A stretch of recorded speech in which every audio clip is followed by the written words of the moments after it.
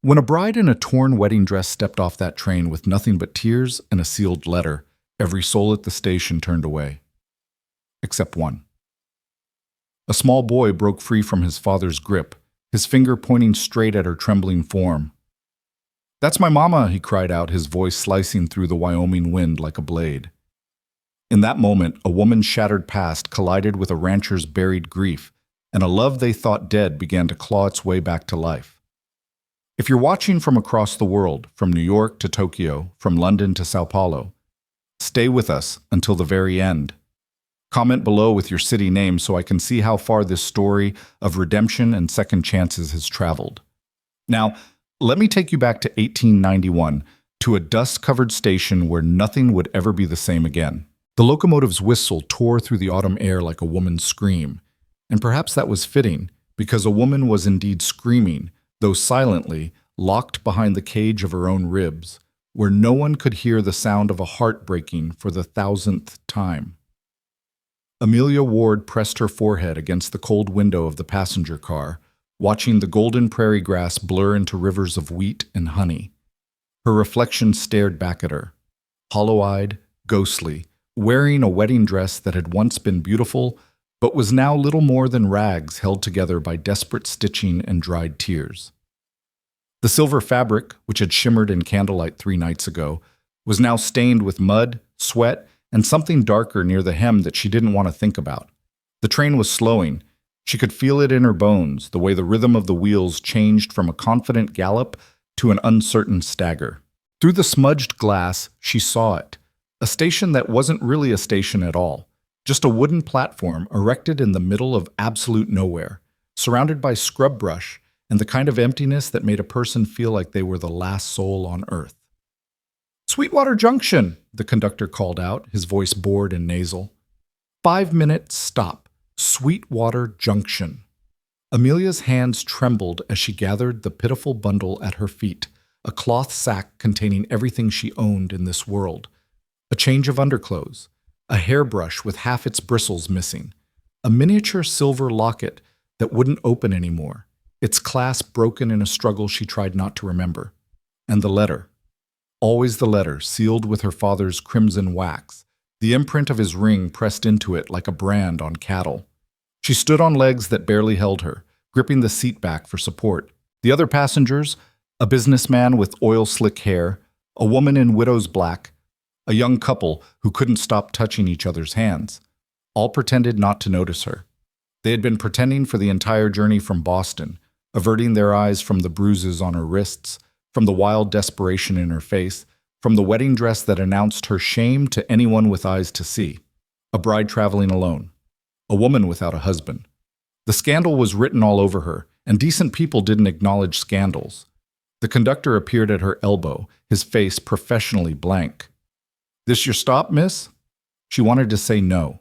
She wanted to say she'd made a terrible mistake, that she'd ride this train to the very end of the line and step off into the Pacific Ocean if that's what it took.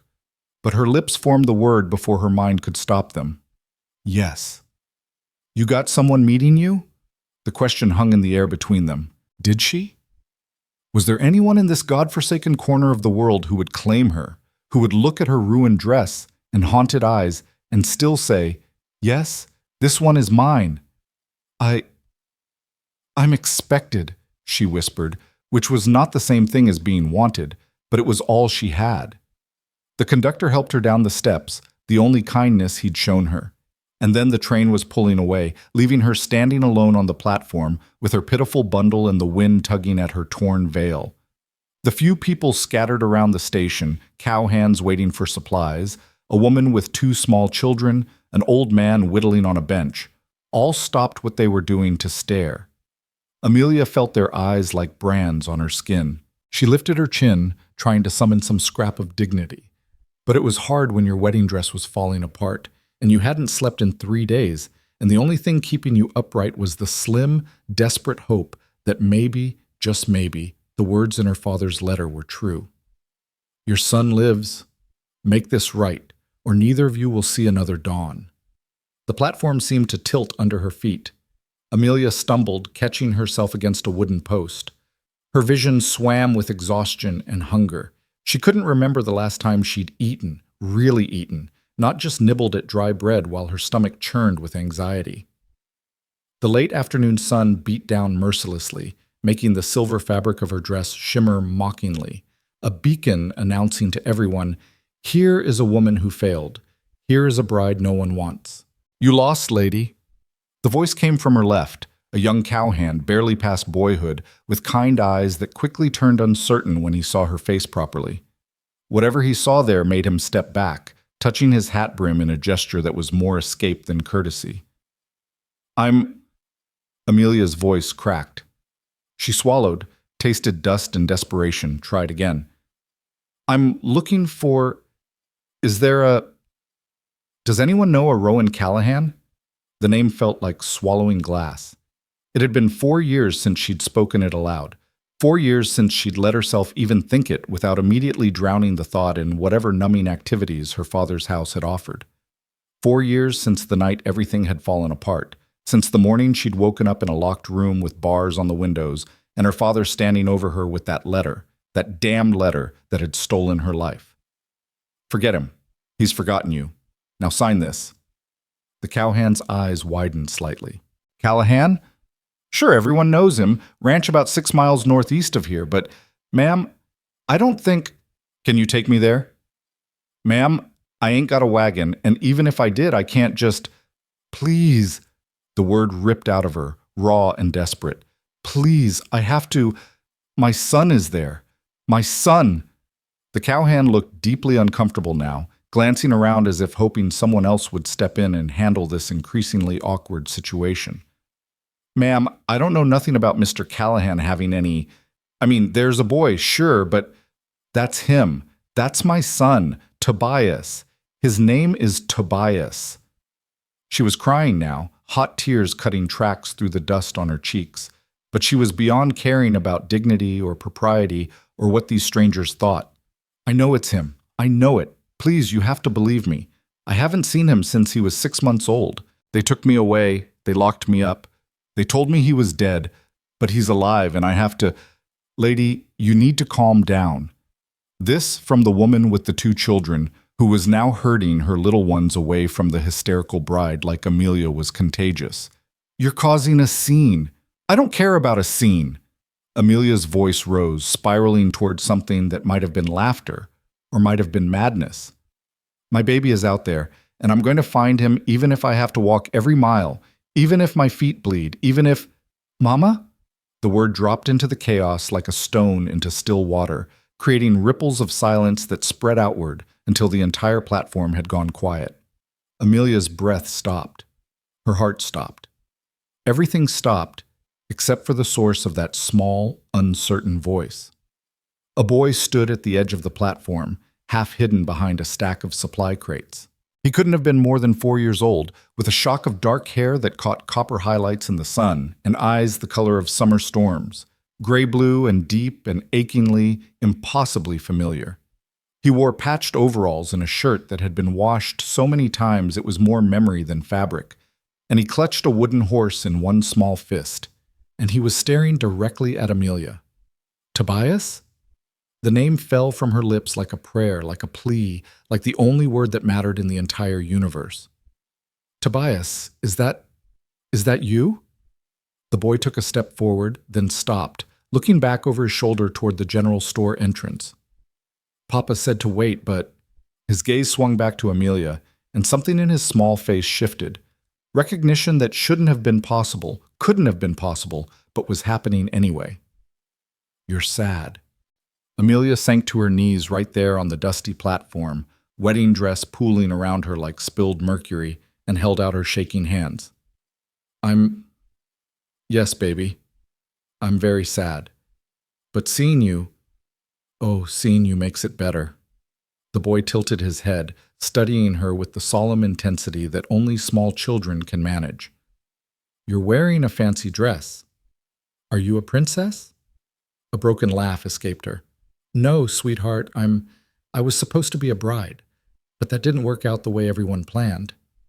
My mama was supposed to come back." The words were matter of fact, but they hit Amelia like a physical blow. "Papa says she couldn't. Papa says sometimes people can't do what they promise, and that's just how the world is. Your papa is...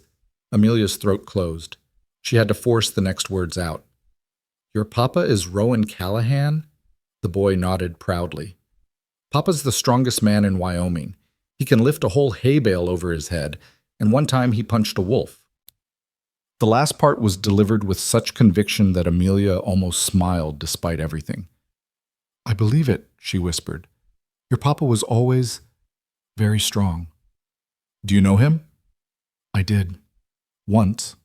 A long time ago. The boy took another step closer, and Amelia could see details now that made her heart shatter and reform simultaneously. The small scar on his chin that hadn't been there when he was a baby, the way he favored his left foot slightly, the cowlick in his hair that she'd once spent hours trying to smooth down while he nursed. This was her son. Her son. Living and breathing and standing in front of her with Rowan's eyes and her smile and a childhood she'd missed completely. You smell like trains, the boy observed, and flowers, old flowers. Orange blossoms, Amelia said faintly. They were supposed to be for... She couldn't finish. Couldn't explain to this innocent child about forced marriages and locked rooms and fathers who cared more about reputation than their daughters' souls. Tobias! The roar came from the direction of the general store, and Amelia's entire body went rigid. She knew that voice. It had haunted her dreams for 4 years, sometimes tender, sometimes angry, always just out of reach. She'd heard it whisper promises in the dark, heard it laugh with pure joy when Tobias was born, heard it break into jagged pieces the last time they'd spoken, when he'd said, If you don't love me anymore, just say it, just tell me the truth. And she'd lied. God help her, she'd lied because her father was standing right there with his hand on his pistol and his eyes promising murder if she didn't say exactly what he wanted to hear. I don't love you, Rowan. I never did. It was a mistake. Now he was striding toward them, and Amelia felt every muscle in her body scream at her to run, to hide, to do anything except face the man she'd destroyed. But she couldn't move. She was frozen on her knees in a ruined wedding dress, staring up at the boy who was her entire world, and she couldn't make herself stand or flee or even breathe properly. Rowan Callahan looked like 4 years had carved him out of granite and anger. He'd always been tall, 6'3" in his boots, but now he seemed to loom even larger, all hard muscle and harder edges. His dark hair was longer than she remembered, pulled back in a leather tie that couldn't quite contain it, and his face had lost every trace of boyish softness. This was a man who'd been through fire and come out forged in steel, and the way he was looking at her, like she was a ghost or a nightmare, or something he couldn't quite make himself believe was real, made Amelia want to sink into the platform boards and disappear. Papa, look! Tobias ran to his father, grabbing his hand and pulling him toward Amelia. There's a sad princess, and she knows you. Rowan stopped dead. The color drained from his face so completely that for a moment Amelia thought he might actually faint, which would have been absurd because this was a man who'd once been thrown from a horse at full gallop and gotten up laughing. But he swayed on his feet, his free hand reaching out to brace against a post, and his lips formed her name, even though no sound came out. Amelia. It wasn't a question. It wasn't even really a statement. It was just her name, spoken like a wound, and the sound of it in his voice, rough and broken and edged with something that might have been rage or grief or both, made her want to weep all over again. Rowan, She tried to stand and stumbled, her legs refusing to cooperate. I couldn't. You're supposed to be married. The words were flat, emotionless, but his eyes, those storm gray eyes that used to look at her like she hung the moon, were blazing. Your father sent word 2 years ago, said you'd made a good match back east, said you were happy. I wasn't. The confession burst out of her. I'm not. I've never been happy, not for one single day since they took me away from you. A muscle in his jaw twitched. They. As if you had no choice, as if you weren't the one who looked me in the eye and said, Papa, why are you angry? Tobias's small voice cut through the tension. The princess is crying harder now. Rowan's expression flickered, a moment of raw pain before the granite mask slammed back into place. He looked down at his son, and when he spoke again, his voice was carefully controlled. Go inside, Tobias. Ask Mr. Henderson for a peppermint stick. Tell him I'll settle up later. But now, son. Tobias hesitated, looking between his father and the strange woman in the wedding dress. But something in Rowan's tone brooked no argument. He trudged toward the store, casting worried glances back over his shoulder. The moment the boy was out of earshot, Rowan turned back to Amelia, and the fury he'd been holding back broke free. "How dare you?" he said, his voice low and shaking. "How dare you show up here wearing that, playing on our son's sympathy after you—" "I didn't abandon him!" The words exploded out of Amelia. She managed to get to her feet, though she was still unsteady, still swaying. "I didn't leave. They dragged me away. My father locked me in that house for 3 years, Rowan. 3 years. And when I finally fought my way out, he forced me into a marriage I never wanted, to a man I didn't even know, and the only reason I went through with it was because he said—" Her voice broke. "He said if I didn't, he'd make sure I never saw Tobias again. He said he'd kill you both." Rowan's face was unreadable. "You expect me to believe that?" "I don't expect anything. I know what I said to you that day. I know I broke your heart. But it was the only way to save your life. My father had a gun, Rowan. He was going to—" "Stop!" He held up a hand, his eyes closing briefly. "Just stop. I can't do this. Not here. Not now." "Then when?" Desperation made her bold. She stepped toward him, close enough to smell the familiar scent of wood smoke and sage that clung to his clothes. "When will you listen? When will you let me explain?" "Maybe never," he said, and the coldness in his voice was worse than anger would have been. "You made your choice. I made mine. I built a life for our son without you, a good life, stable, safe, and I'll be damned if I let you walk back in and destroy it just because you had a change of heart about whatever rich husband you ran off to marry." "I didn't run!" Amelia was shouting now, aware that the entire station was watching but beyond caring.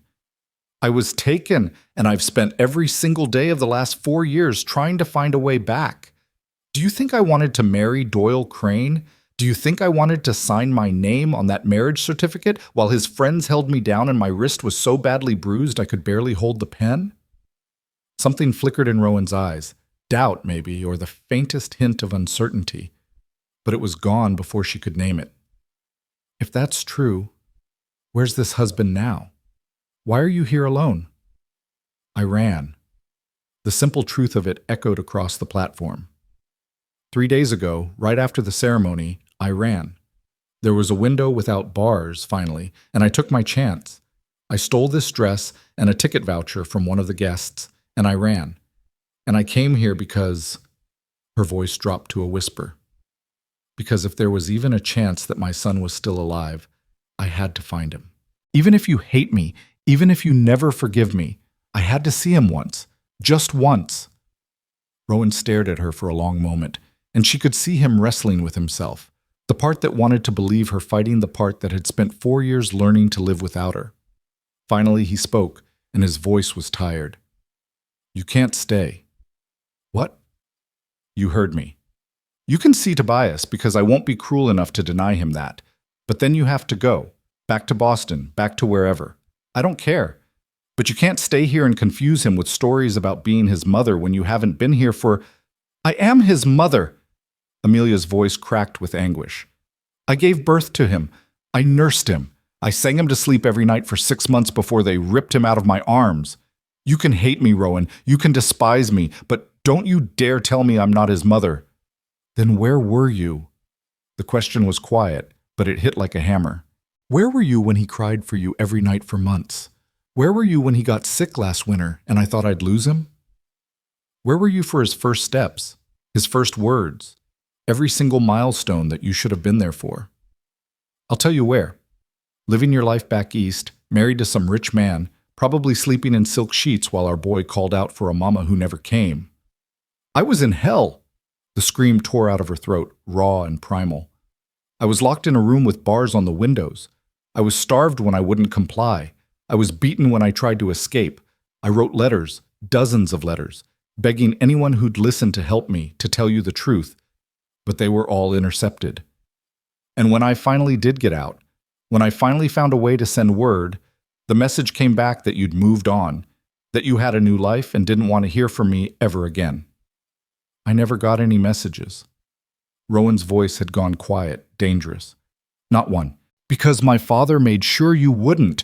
He paid people off, destroyed evidence, did whatever it took to keep us apart. And it worked. It worked so well that even now, standing here in front of you, you don't believe me. The silence that followed was suffocating. Amelia could see people pretending not to watch while hanging on every word, could see the station agent peering out from his office, the cowhands whispering among themselves, the woman with the children hurrying away as if scandal was contagious. And then Tobias's voice, small and frightened, came from the doorway of the general store. "Papa? Why is everyone yelling?" Rowan's expression shuddered immediately. He turned to his son, forcing something that might have passed for a smile. "It's all right, son. Just grown-up talk. Come on, let's get you home." "What about the princess?" She has somewhere else to be." "But Papa, she's crying again, and she doesn't have a horse or a wagon or anything." Tobias's little face was creased with worry. "We can't just leave her here. That's not what Mama would have wanted." The irony of the statement hit Amelia like a physical blow. Here was her son, her own child, worried about what his absent mother would have wanted, not knowing that absent mother was standing right in front of him. She opened her mouth to speak, but Rowan cut her off with a look that could have frozen fire. "Tobias, go wait by the wagon. Now!" Something in his tone made the boy obey without further protest.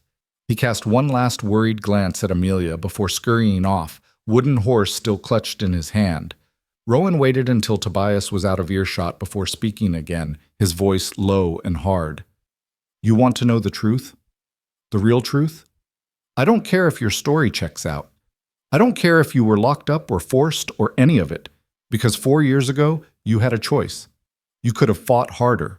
You could have trusted me to protect you instead of pushing me away. But you didn't, and our son paid the price." "That's not fair," Amelia whispered. But even as she said it, she could see his point, could see how it must have looked from his perspective. The woman he loved suddenly turning cold, claiming she'd never cared, disappearing without explanation. 4 years was a long time to live with that kind of betrayal. "Fair?" Rowan's laugh was bitter. "You want to talk about fair? Fine. Here's what's fair. You can see him, once. One visit, supervised, at my ranch. And then you leave and you don't come back. That's more than fair given what you put us through. One visit is all you're getting." He turned to leave, then paused, looking back at her with eyes that held nothing but cold finality. "The ranch is 6 miles northeast. Red gate, white fence posts. Be there tomorrow at noon if you're serious about this. Don't be late. And don't make me regret this." He walked away before she could respond, his bootsteps heavy on the wooden platform. Amelia watched him swing up onto a wagon where Tobias waited, watched him ruffle their son's hair with a gentleness that made her heart ache, watched the wagon pull away in a cloud of dust until they were just shapes on the horizon. And then she was alone again. The platform had emptied during their confrontation, everyone suddenly remembering urgent business elsewhere. Only the old man whittling on his bench remained, and he met her gaze with something that might have been sympathy. "You need somewhere to stay, miss?" Amelia looked down at herself, at the ruined wedding dress, at the dust and tears and exhaustion written all over her. I don't have any money." "Didn't ask about money." He jerked his chin toward the far end of the street. "Widow Henderson runs a boarding house. Mention my name, Bill Crandall, and she'll give you a room for the night. Won't be fancy, but it'll be clean and safe." "Why would you help me?" The question came out more suspicious than grateful, but Amelia had learned the hard way that kindness often came with strings attached. The old man shrugged, resuming his whittling. "Because I was there the day Rowan Callahan came to town with a 6-month-old baby and no explanation of where the mama was. Saw how broken he looked, and I'm thinking maybe there's more to your story than a first glance would tell. Besides," he squinted up at her, "you got the look of someone who's been through the fire. Seems only Christian to offer a bucket of water. Amelia felt tears threatening again, but she blinked them back. She'd cried enough for one day, for one lifetime. Thank you, she managed. Truly, thank you. She gathered her pitiful bundle and made her way down the dusty street, past the general store and the saloon and the small church with its white steeple pointing toward a sky that was starting to turn the color of old gold. The boarding house was exactly what she'd expected, a 2-story frame building with a sagging porch and curtains that had once been white, but were now the color of weak tea. Widow Henderson turned out to be a woman in her 60s with steel-gray hair pulled into a severe bun and eyes that missed nothing. She looked Amelia up and down, taking in the wedding dress and the dirt and the obvious exhaustion, and then simply nodded. Bill sent you? Yes, ma'am. Room's $2 a week, meals included. Since you look like you couldn't pay 2 cents, let alone $2, we'll work something out. You can help with the washing until you get on your feet. Fair? More than fair, Amelia's voice cracked. I don't know how to thank you. Don't thank me yet. You'll earn your keep. I run a respectable house, and I expect respectable behavior. No men in your room, no drinking, no causing trouble. We clear? Crystal. Good. Widow Henderson's expression softened slightly. Bathroom's down the hall. There's hot water in the tank if you want a bath. God knows you look like you could use one. Your room's the second door on the left. I'll bring you up some supper in an hour. The bath was pure heaven. Amelia sank into the copper tub and let the hot water soak away 3 days of train grime, though it couldn't touch the accumulated grief of 4 years. She scrubbed at her skin until it was pink and raw, washed her hair 3 times, and still didn't feel clean. The wedding dress lay in a soggy heap on the floor, and she looked at it with something approaching hatred. That dress represented everything she'd lost, everything she'd been forced to become. She wanted to burn it, to tear it into tiny pieces, to throw it out the window and watch it blow away across the prairie. But she didn't, because it was all she had. Eventually, she climbed out of the cooling water and wrapped herself in a thin towel that smelled like lye soap and sunshine. In her room, barely bigger than a closet, but blessedly private, she found a clean shift and a wool dress laid out on the narrow bed. They were clearly cast-offs, mended in multiple places, but they were clean and whole and about her size. Widow Henderson's doing, no doubt. Amelia dressed slowly, her body feeling like it belonged to someone else. Every movement was deliberate, careful, as if she might shatter into pieces if she moved too quickly. When she was done, she sat on the edge of the bed and stared at the wall, trying to process everything that had happened. She'd seen him, her son, her baby, living and breathing and so beautiful it hurt to look at him. He had Rowan's eyes and her smile and a sweet innocence that the world hadn't yet corrupted. And tomorrow, she'd see him again. Just once, Rowan had said. But once was infinitely more than the nothing she'd had for 4 years. A knock at the door interrupted her thoughts. Widow Henderson entered with a tray bearing soup, bread, and weak tea. She set it on the small table by the window and studied Amelia with those sharp eyes. You in some kind of trouble, girl? The worst kind, Amelia admitted. There didn't seem to be any point in lying. The kind that follows you no matter how far you run. Does it have a name? Several. My father, my husband. The word tasted like poison. And a past I can't seem to escape no matter how hard I try. Widow Henderson nodded slowly. And the boy? The one everyone's whispering about? He's mine. The words came out fierce, protective. My son. I know no one believes me, but he's mine, and I didn't leave him by choice. I believe you. Amelia's head snapped up. What? I said I believe you. I've lived long enough to recognize a woman who's been broken by men who think they own her. You got that look. And I was at the church social 4 years ago when Rowan Callahan showed up with a baby and a story that didn't quite add up. He said the mama died, but he wouldn't meet anyone's eyes when he said it. Made me wonder. She didn't die. Amelia's voice was hollow. She was just dead to him. There's a difference.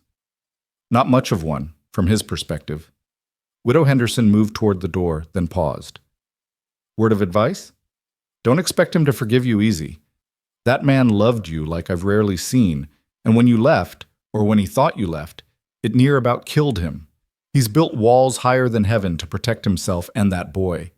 You want in, you're going to have to tear those walls down brick by brick, and he's not going to make it easy." "I don't expect easy," Amelia said softly. "I just expect a chance." "Then I hope you get it. God knows we could all use a little more hope in this world." The widow left, closing the door gently behind her. Amelia forced herself to eat the soup even though she had no appetite, to drink the tea even though it was bitter, to do all the normal human things that people did to keep themselves alive. And then, as the sun set and painted the sky in shades of blood and gold, she knelt beside the narrow bed and prayed. She prayed for strength, for courage, for the words to make Rowan understand, for the chance to hold her son just once, to hear him laugh, to memorize every detail of his face so that when she was forced to leave, because she would be forced to leave, she could see that now. She'd have something real to hold on to instead of just faded memories and might-have-beens. And she prayed that somehow, impossibly, miraculously, there might be a way forward. A way to undo the damage her father had done, to rebuild what had been shattered, to create something new from the ruins of what they'd once had. It was a foolish prayer, a desperate prayer, the kind of prayer that rarely got answered in any meaningful way, but it was all she had left. As darkness fell over Sweetwater Junction, Amelia lay in the narrow bed and listened to the sounds of the boarding house settling around her, creaking floorboards, distant voices, the wind rattling the windows. Tomorrow she would see her son again. Tomorrow she would face the man she'd loved and lost. Tomorrow everything would change, one way or another. She just had to survive until noon. The sun rose over Wyoming like a judgment, harsh and unforgiving, and Amelia woke with her heart already racing. She'd barely slept. Every time she closed her eyes, she saw Tobias's face, heard Rowan's cold voice telling her she had one chance, and one chance only. Now that chance was hours away, and she had no idea how to prepare for it. Widow Henderson had left a basin of water outside her door, still warm, along with a small mirror and a comb. Amelia stared at her reflection as she worked the tangles from her hair, barely recognizing the woman looking back at her. 4 years ago, she'd been soft and hopeful, a girl who believed love could conquer anything. The woman in the mirror had harder edges, shadows under her eyes that no amount of sleep would erase, and a wariness that came from learning too many painful lessons. She braided her hair with trembling fingers, pinned it up the way she used to before everything fell apart, and put on the mended dress Widow Henderson had provided. It was brown wool, serviceable and plain, the kind of dress a rancher's wife might wear. The irony wasn't lost on her. Downstairs, the boarding house dining room smelled of coffee and frying bacon. 3 other residents sat at the long table, 2 men who looked like ranch hands, and an older woman with kind eyes who introduced herself as Mrs. Patterson. They all looked at Amelia with varying degrees of curiosity, but no one asked questions. Small mercies. "You'll need to eat," Widow Henderson said, placing a plate in front of her. "It's a 6-mile walk to the Callahan place, and you look like a strong wind could blow you over." "I can't walk 6 miles in—" Amelia looked down at the leather boots she'd borrowed, already tight on her swollen feet. The thought of walking that distance made her want to weep. "Bill Crandall's taking his wagon out that way around 11. He'll give you a ride if you meet him at the livery."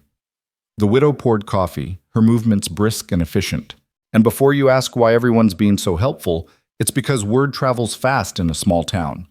Half of Sweetwater knows your story by now, or some version of it, and opinions split about 50-50 on whether you're a wronged woman or a troublemaker. I'm in the wronged woman camp for what it's worth. "Thank you," Amelia whispered.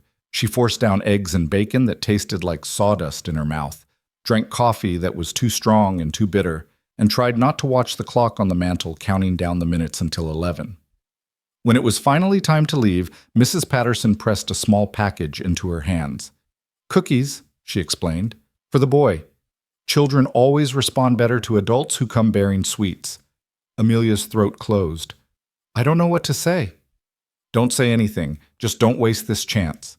Mrs. Patterson squeezed her hand once, firm and warm. "Some of us only get one." Bill Crandall was waiting at the livery with a wagon that had seen better days and a horse that looked even older than he was. He helped Amelia up onto the bench seat without comment, then clicked his tongue at the horse. They rolled out of town at a pace that made her want to scream with impatience. Callahan's a good man, Bill said after a mile of silence.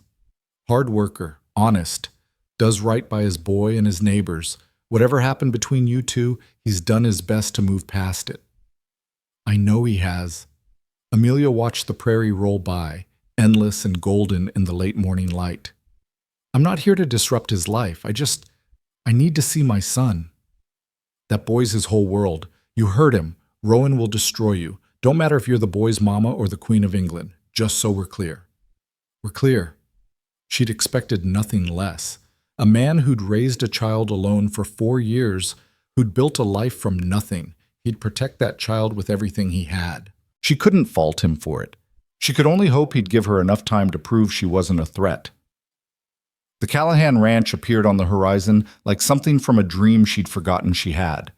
The red gate Bill had mentioned was weathered but sturdy, flanked by white fence posts that marked a property line stretching as far as she could see. Beyond the gate, a dirt road wound through pasture land where cattle grazed, leading to a house that was smaller than she'd imagined but somehow more real.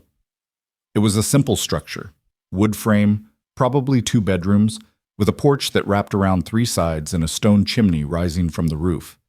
The kind of house you built when you cared more about shelter than show. Behind it stood a barn in better repair than the house, a chicken coop, and several outbuildings she couldn't identify. Everything spoke of hard work and careful maintenance, of a man who took pride in what he'd built. Bill stopped the wagon at the gate but didn't get down. You want me to wait?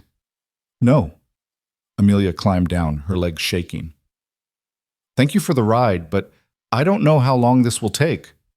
Long walk back if it goes poorly. I'll manage. She'd walked farther in worse circumstances. 6 miles was nothing compared to the distance she'd already traveled. Bill studied her for a long moment, then nodded. Good luck, miss. For what it's worth, I hope you get your boy back. The wagon rattled away, leaving her alone at the gate. Amelia took a deep breath, pushed it open. It swung smoothly on well-oiled hinges, and started up the road.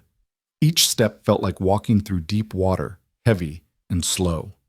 Her heart hammered so hard she thought it might break through her ribs. She was halfway to the house when she heard it, the sharp, rhythmic crack of an axe splitting wood. The sound came from behind the barn, steady and methodical, and she followed it without thinking, rounded the corner and stopped dead. Rowan had his back to her, shirtless despite the autumn chill, bringing the axe down with controlled fury. Each strike split a log clean through, and he moved with the kind of fluid precision that spoke of endless practice. Sweat gleamed on his shoulders despite the cool air, and his muscles bunched and released with every swing. She could see old scars she'd never seen before, a long one across his ribs, another on his shoulder blade, and new calluses on hands that had once been softer. This was what 4 years had done to him, turned him into something harder, sharper, carved away everything soft until only the essential remained. He must have sensed her presence because he froze mid-swing, the axe suspended in the air. For 3 heartbeats, he didn't move. Then he lowered the axe slowly and turned to face her. You're early. His voice was flat, emotionless. He reached for a shirt hanging on the fence and pulled it on, not bothering to button it. I said, noon. I know, I'm sorry, I couldn't wait. She twisted her hands together, hating how nervous she sounded. Where's Tobias? Inside doing his letters. Rowan picked up the axe again, positioned another log on the chopping block. You can see him when I'm done here. He swung.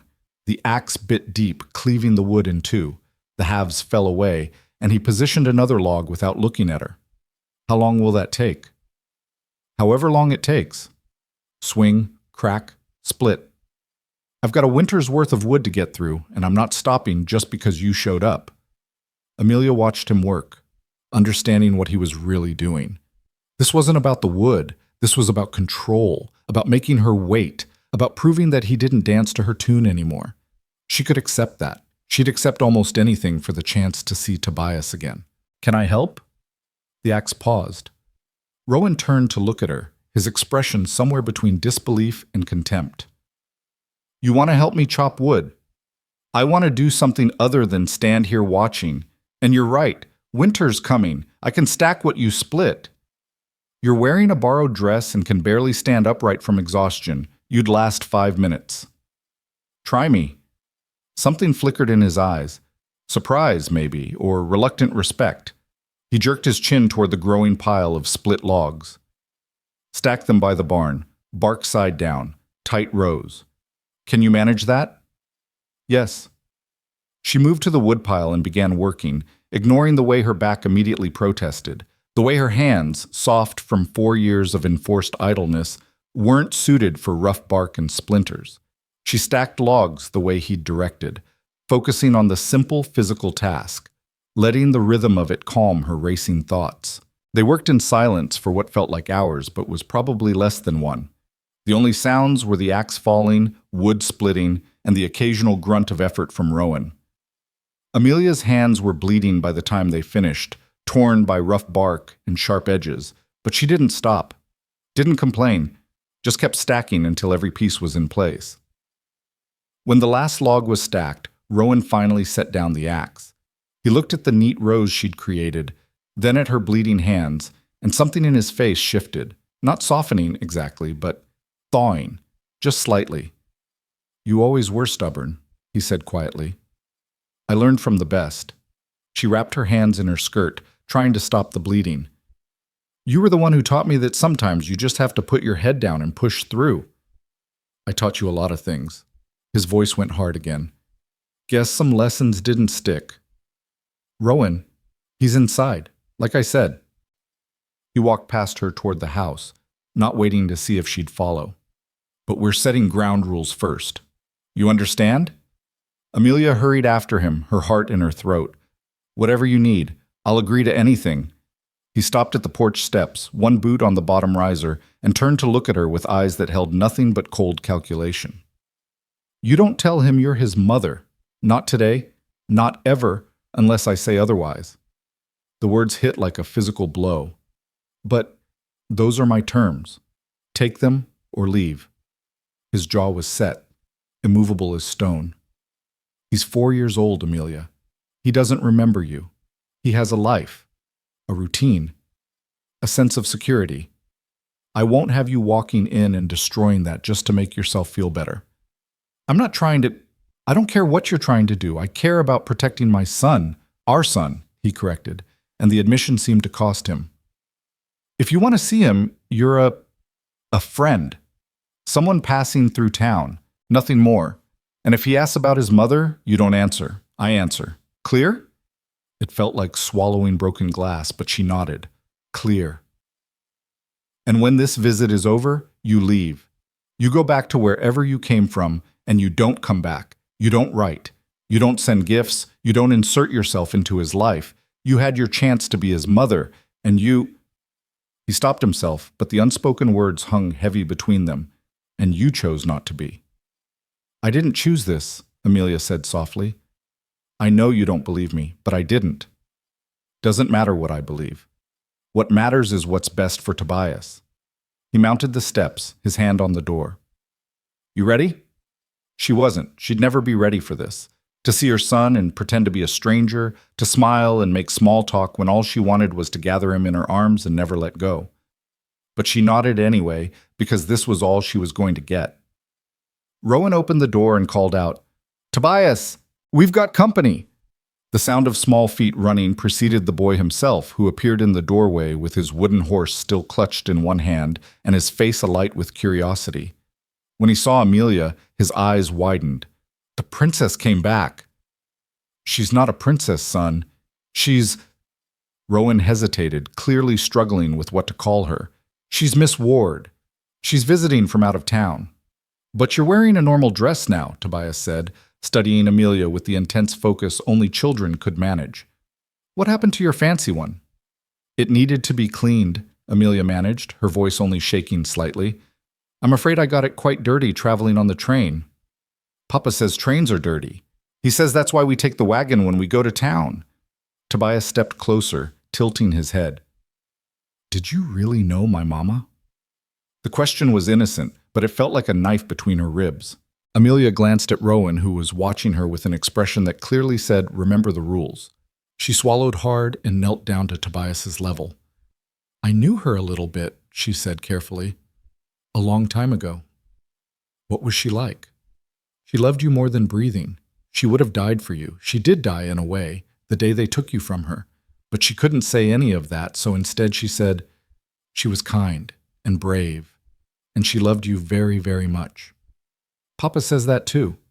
Tobias considered this, then held out his wooden horse. Do you want to see Ranger? Papa made him for me. He's the best horse in all of Wyoming. Amelia took the offered toy with shaking hands, studying the careful carving, the smooth finish that spoke of hours of patient work. He's beautiful. Your papa is very talented. He can make anything. He made me a whistle once, but I lost it in the creek. Tobias said this without any particular sadness, just a statement of fact. Are you going to stay for lunch? We're having stew. If your father says it's all right. She looked up at Rowan, who was still standing in the doorway like a sentinel. His face was unreadable, but after a moment he gave a short nod. She can stay for lunch. The next few hours were the strangest of Amelia's life. She sat at the small kitchen table, rough-hewn but sturdy, probably built by Rowan's own hands, and watched her son chatter about his life while Rowan moved around the kitchen with surprising domestic competence. He heated the stew, sliced bread, poured milk for Tobias and coffee for the adults, all with the efficiency of someone who'd been doing it alone for years. The house was small but clean, everything in its place. Simple furniture, mostly handmade. A few books on a shelf, more than she'd expected, including some that looked like they'd been well read. Tobias's drawings pinned to one wall, childish but earnest. Horses and chickens, and a stick figure man who was clearly Rowan. No women in any of the pictures. No mothers.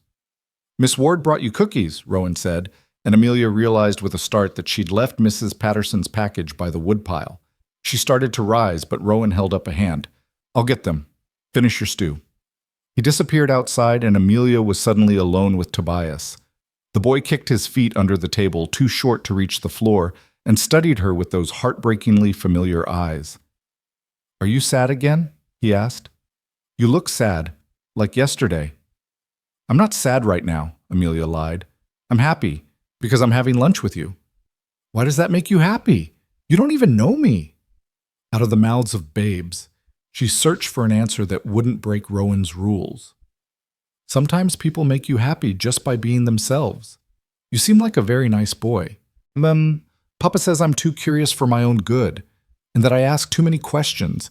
Am I asking too many questions now? No, sweetheart. Ask all the questions you want. Okay. He took a big bite of stew, chewed thoughtfully, then swallowed. Why were you crying at the station? Yesterday, I mean. Papa says grown-ups don't cry unless something real bad happened. Amelia felt Rowan return before she saw him, his presence filling the doorway. She chose her words carefully. I was crying because I'd lost something very important to me, and I didn't know if I'd ever find it again. Did you find it?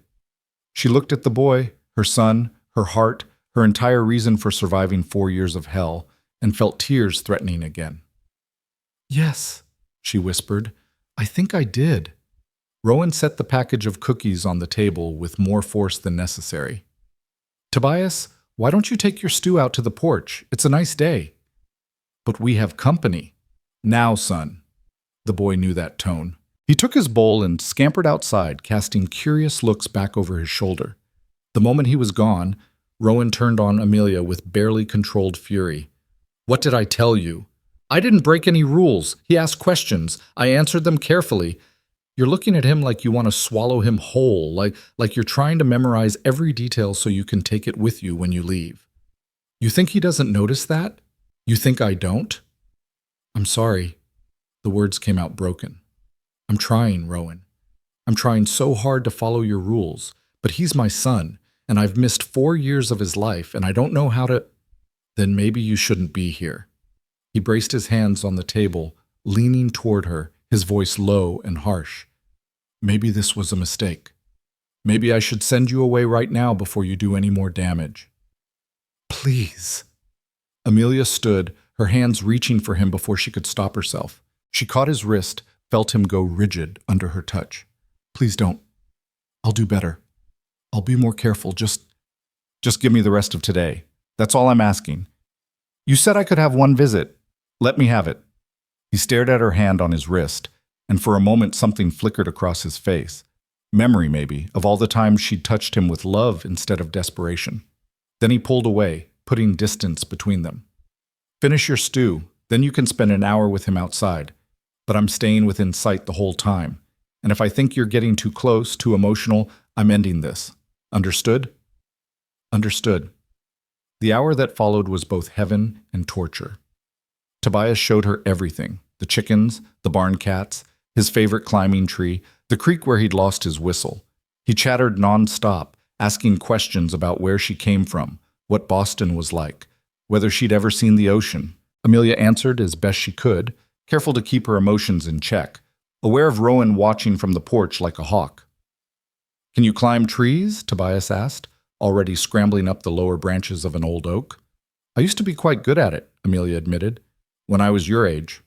Show me. She looked at the tree, then at Rowan, who shrugged as if to say your funeral. The borrowed dress wasn't made for climbing, but she hitched it up and followed Tobias into the lower branches. It was harder than she remembered, her body weak from years of disuse, her hands still bleeding from the wood, but she managed to pull herself up to the branch where Tobias sat. You did it! He clapped his hands with delight. Papa said Boston ladies don't climb trees. This Boston lady does. She settled next to him, close enough to feel his warmth, and for a moment allowed herself to just be, to sit in a tree with her son and feel the autumn breeze and pretend that this was normal, that she had every right to be here. I like you, Tobias announced. You're not like the other ladies in town. They're all worried about getting dirty. Getting dirty builds character, Amelia said, echoing words Rowan had once said to her a lifetime ago. That's what Papa says, Tobias bounced excitedly, making the branch shake. You and Papa think the same about lots of things, I bet. We used to, Amelia said softly, then caught herself. I mean, when I knew him, before. Before what? Before everything changed. Tobias went quiet for a moment, kicking his feet against the branch. Then, in a smaller voice, do you think my mama's ever coming back? The question drove straight through her heart. Amelia looked down to where Rowan stood, and even from this distance she could see the tension in his shoulders, could see him waiting to see how she'd answer. She thought about lying, about saying something safe and non-committal, but she'd had enough of lies. I think, she said carefully, that your mama never really left. I think she's been trying to come back to you every single day since she had to go away, and I think, her voice cracked, I think she loves you more than anything in the whole world, and she's so sorry she couldn't be here. Tobias looked at her with those storm-gray eyes, far too wise for 4 years old. That's what Papa says, too. But he looks sad when he says it. Maybe that's because it's a sad thing, missing someone you love. Do you miss someone? Yes. 2 people. And they're both right here. But I can't have either of them. Yes, she whispered. Very much. Is that why you were crying? Yes, sweetheart. That's why. He nodded solemnly, then reached out and patted her hand with his small one. The gesture was so tender, so unexpectedly kind that Amelia had to bite her lip to keep from sobbing. Papa says crying is okay sometimes. He says it helps wash the hurt away. Your papa is a smart man. The smartest. Tobias brightened again, his sadness forgotten with the mercurial mood of childhood. Want to see how fast I can climb down? Before she could answer, he was scrambling down the tree with the confidence of someone who'd done it 1,000 times. Amelia followed more carefully, her bleeding hands making the descent difficult. She was nearly to the ground when her foot slipped on a patch of moss. She fell the last 6 feet, landing hard on her back with an impact that drove all the air from her lungs. For a moment she just lay there, stunned and gasping. The sky above was impossibly blue, and she could hear Tobias calling her name, his voice high with worry. Then Rowan was there, kneeling beside her, his hands moving over her with professional efficiency, checking for broken bones, serious injuries, the kind of things you learned when you lived 6 miles from the nearest doctor. Don't move, he ordered. Can you breathe? She sucked in air, felt her lungs expand painfully. Yes. Anything broken? Sharp pains. No, I'm fine. Just had the wind knocked out of me. His hands stilled on her ribs, and suddenly Amelia was hyper-aware of his touch. The calloused fingers, the gentle pressure, the way he was looking at her with something that wasn't quite anger and wasn't quite concern. 4 years fell away, and for a moment they were back in the beginning, when he'd looked at her like she was precious, like he'd fight the whole world to keep her safe. "You could have broken your neck," he said, his voice rough. "But I didn't." "You could have—" He stopped himself, closing his eyes briefly. When he opened them again, the walls were back up. "Tobias, go inside and get the medicine box. Top shelf in the kitchen." The boy ran off, and Amelia tried to sit up. Rowan's hand on her shoulder stopped her. "I said don't move until I'm sure you're all right." "I'm fine, Rowan. I've survived worse falls than this." When did you—" He stopped, something dark crossing his face. "When they locked you up. You tried to escape." It wasn't a question. Amelia nodded, not trusting her voice. "How many times?" 6. No, 7. I lost count after a while." His jaw clenched. "And they caught you every time." "Until the last one. 3 days ago." She met his eyes, willing him to believe her. "I'm not lying, Rowan, about any of it. I fought to get back to you, to him. I never stopped fighting." He stared at her for a long moment, and she could see him wrestling with himself, the part that wanted to believe her fighting, the part that had learned to survive without hope. Finally he said, "Let me see your hands." She held them out, palms up. They were a mess, bloody, splintered, with blisters forming where the bark had rubbed raw. Rowan took them gently, his large hands cradling hers with a care that made her want to weep. "You should have said something. I wouldn't have made you stack wood if I'd known. I wanted to help. I needed to do something useful." She looked at their joined hands, marveling at the simple fact of his touch. "And maybe I needed to prove to you that I'm not fragile, that I can work, that I can be the kind of woman who belongs here. You don't belong here." But his voice lacked conviction, and he didn't let go of her hands. Tobias came running back with the medicine box, and Rowan released her to tend to her injuries. He worked in silence, cleaning the splinters out with tweezers, dabbing iodine on the worst cuts. It burned like hellfire, but Amelia didn't make a sound. She just watched him work, memorizing the furrow between his brows, the way he bit his lip when he concentrated, the gentleness in hands that could split wood like paper. "You're being stupid," he muttered, not looking up. "Stacking wood with bleeding hands, climbing trees in a borrowed dress. What were you trying to prove?" "That I'm not the woman who left you." The words came out before she could stop them. That woman was soft and scared and let other people make her choices. This woman climbs trees and stacks wood and fights for what she wants. "And what do you want, Amelia?" The question hung in the air between them, heavy with possibility and pain. She knew what he wanted her to say, that she wanted to see Tobias and then leave, that she'd move on with her life somewhere far away, that she wouldn't disrupt the carefully ordered world he'd built. But she'd had enough of lies. "I want my son back," she said quietly. "And I want the man I love to forgive me, even if he can't love me anymore, even if that's gone forever. I just want him to understand that I never meant to hurt him." Rowan's hand stilled. For a long moment, he didn't move, didn't speak. Then he set down the iodine and looked at her with eyes that held 4 years of grief. "You want understanding? Fine. I'll tell you what I understand. I understand that you said you didn't love me. I understand that you married someone else. I understand that I had to raise our son alone while you were living whatever life you chose back east. Those are the facts I understand, Amelia. Everything else is just words." "Then let me show you." She grabbed his wrist again, desperate. "Let me prove it to you. Give me more than 1 day. Give me a week, a month, whatever you need to see that I'm telling the truth." "No." "Why not?" "Because—" He pulled away, standing up, putting distance between them again. "Because I can't go through losing you again. Do you understand that? When you left, it nearly destroyed me, and I barely held it together for Tobias's sake. I'm not strong enough to do that twice." "You won't have to lose me. I'm not leaving." "You will," he said with absolute certainty. "One way or another, you'll leave. Women like you always do. You'll get tired of the hard life, the isolation, the endless work. You'll remember what it's like to have nice things and soft beds and people who treat you like a lady, and you'll go back to it. Women like me? Anger finally broke through her desperation.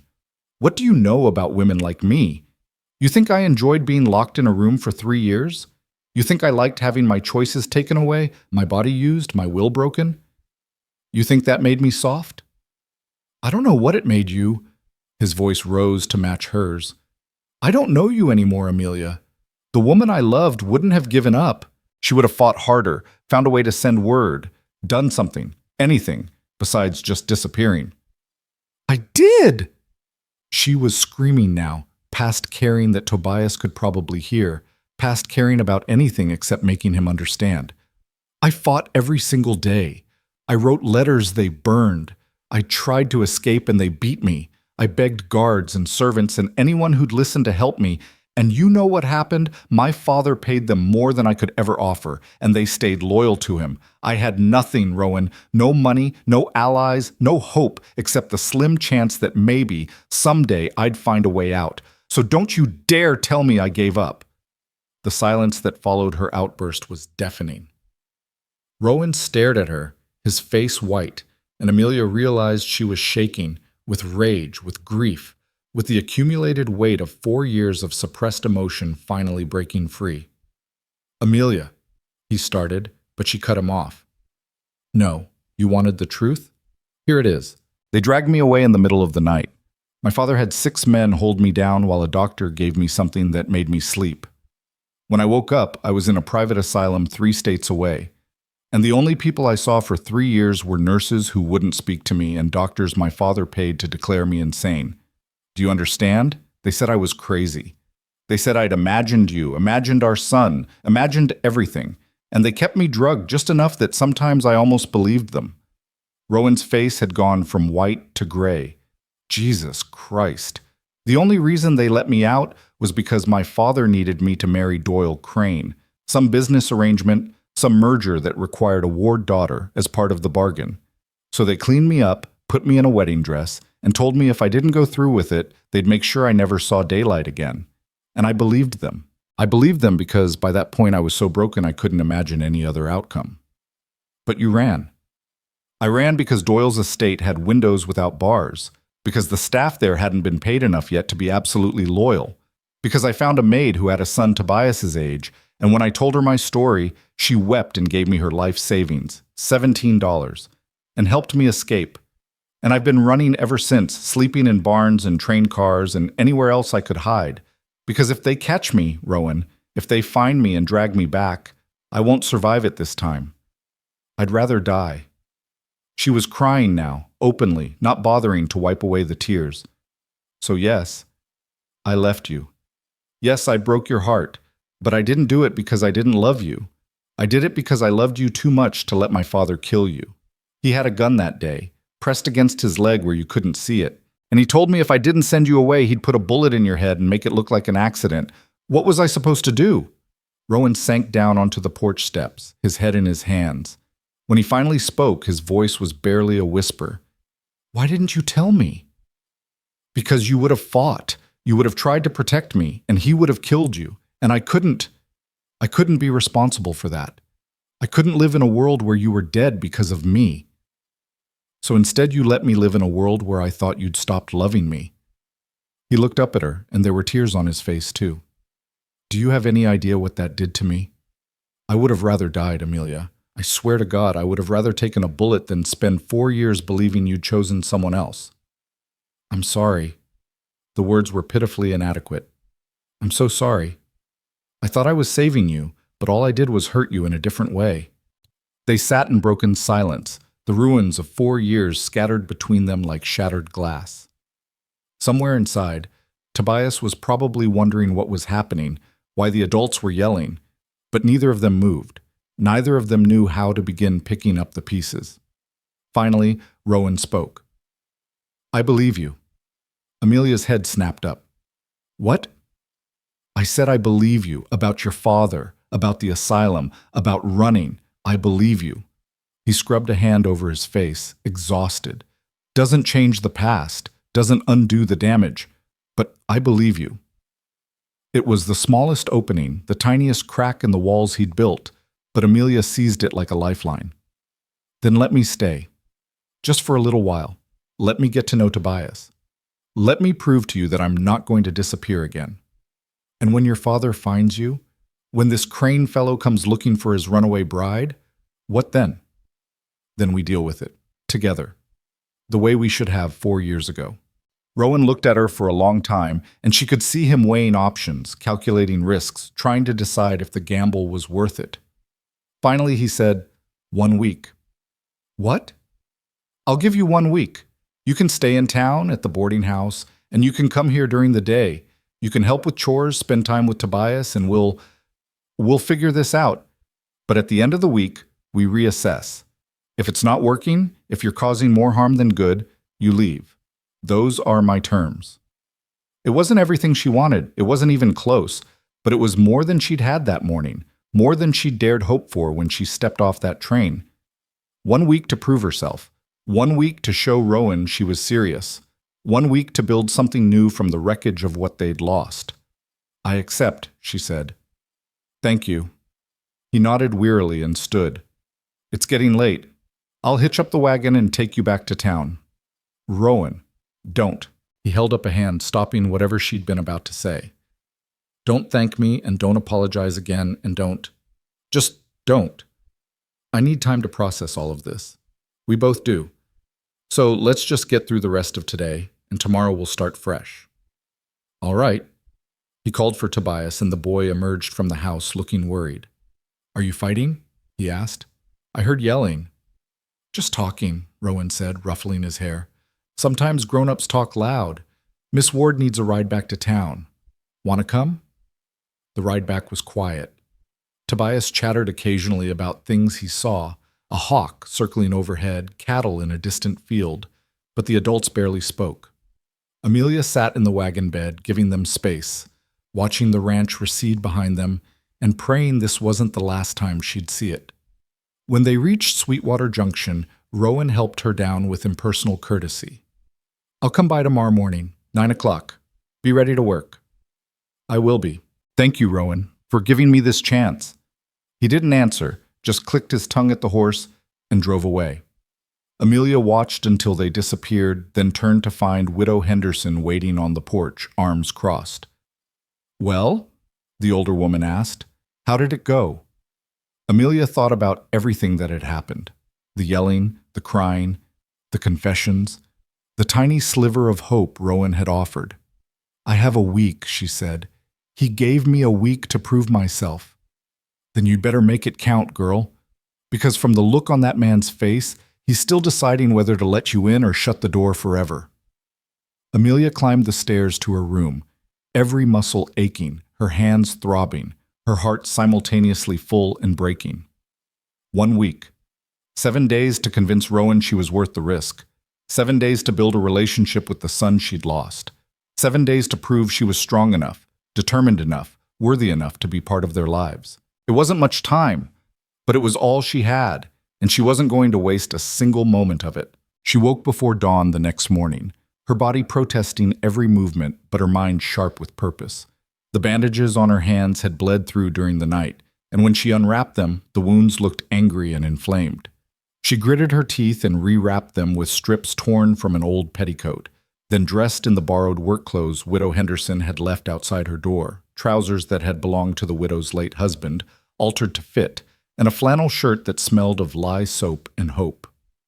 By the time Rowan's wagon appeared on the dusty street at exactly 9 o'clock, Amelia was waiting on the porch with a bundle of food the widow had pressed into her hands. Man needs to eat, Widow Henderson had said gruffly, and that boy's growing like a weed. Take this. Consider it payment for the washing you'll be doing later. Rowan pulled the wagon to a stop, but didn't get down. Tobias waved enthusiastically from the seat beside him. Miss Ward, Papa says you're coming to help with chores today. That's right. Amelia climbed up before Rowan could decide to leave without her, settling into the wagon bed among empty feed sacks and the faint smell of hay. I brought lunch. Widow Henderson's cooking. Rowan's jaw tightened, but he accepted the bundle with a curt nod. We'll be working in the north pasture. Fences need mending before winter. Can you handle that? I can handle whatever you need me to handle. The ride out to the ranch was filled with Tobias's chatter. He told her about a mouse he'd found in the barn, about how Papa had promised to teach him to ride a real horse soon, not just the wooden one, about a book the school teacher had given him with pictures of faraway places. Amelia listened to every word, storing them away like precious gems, while Rowan drove in silence. When they reached the ranch, Rowan handed her a pair of work gloves. "Those hands won't last 5 minutes without these. And before you argue, they were my old pair. They'll be too big, but they're better than nothing."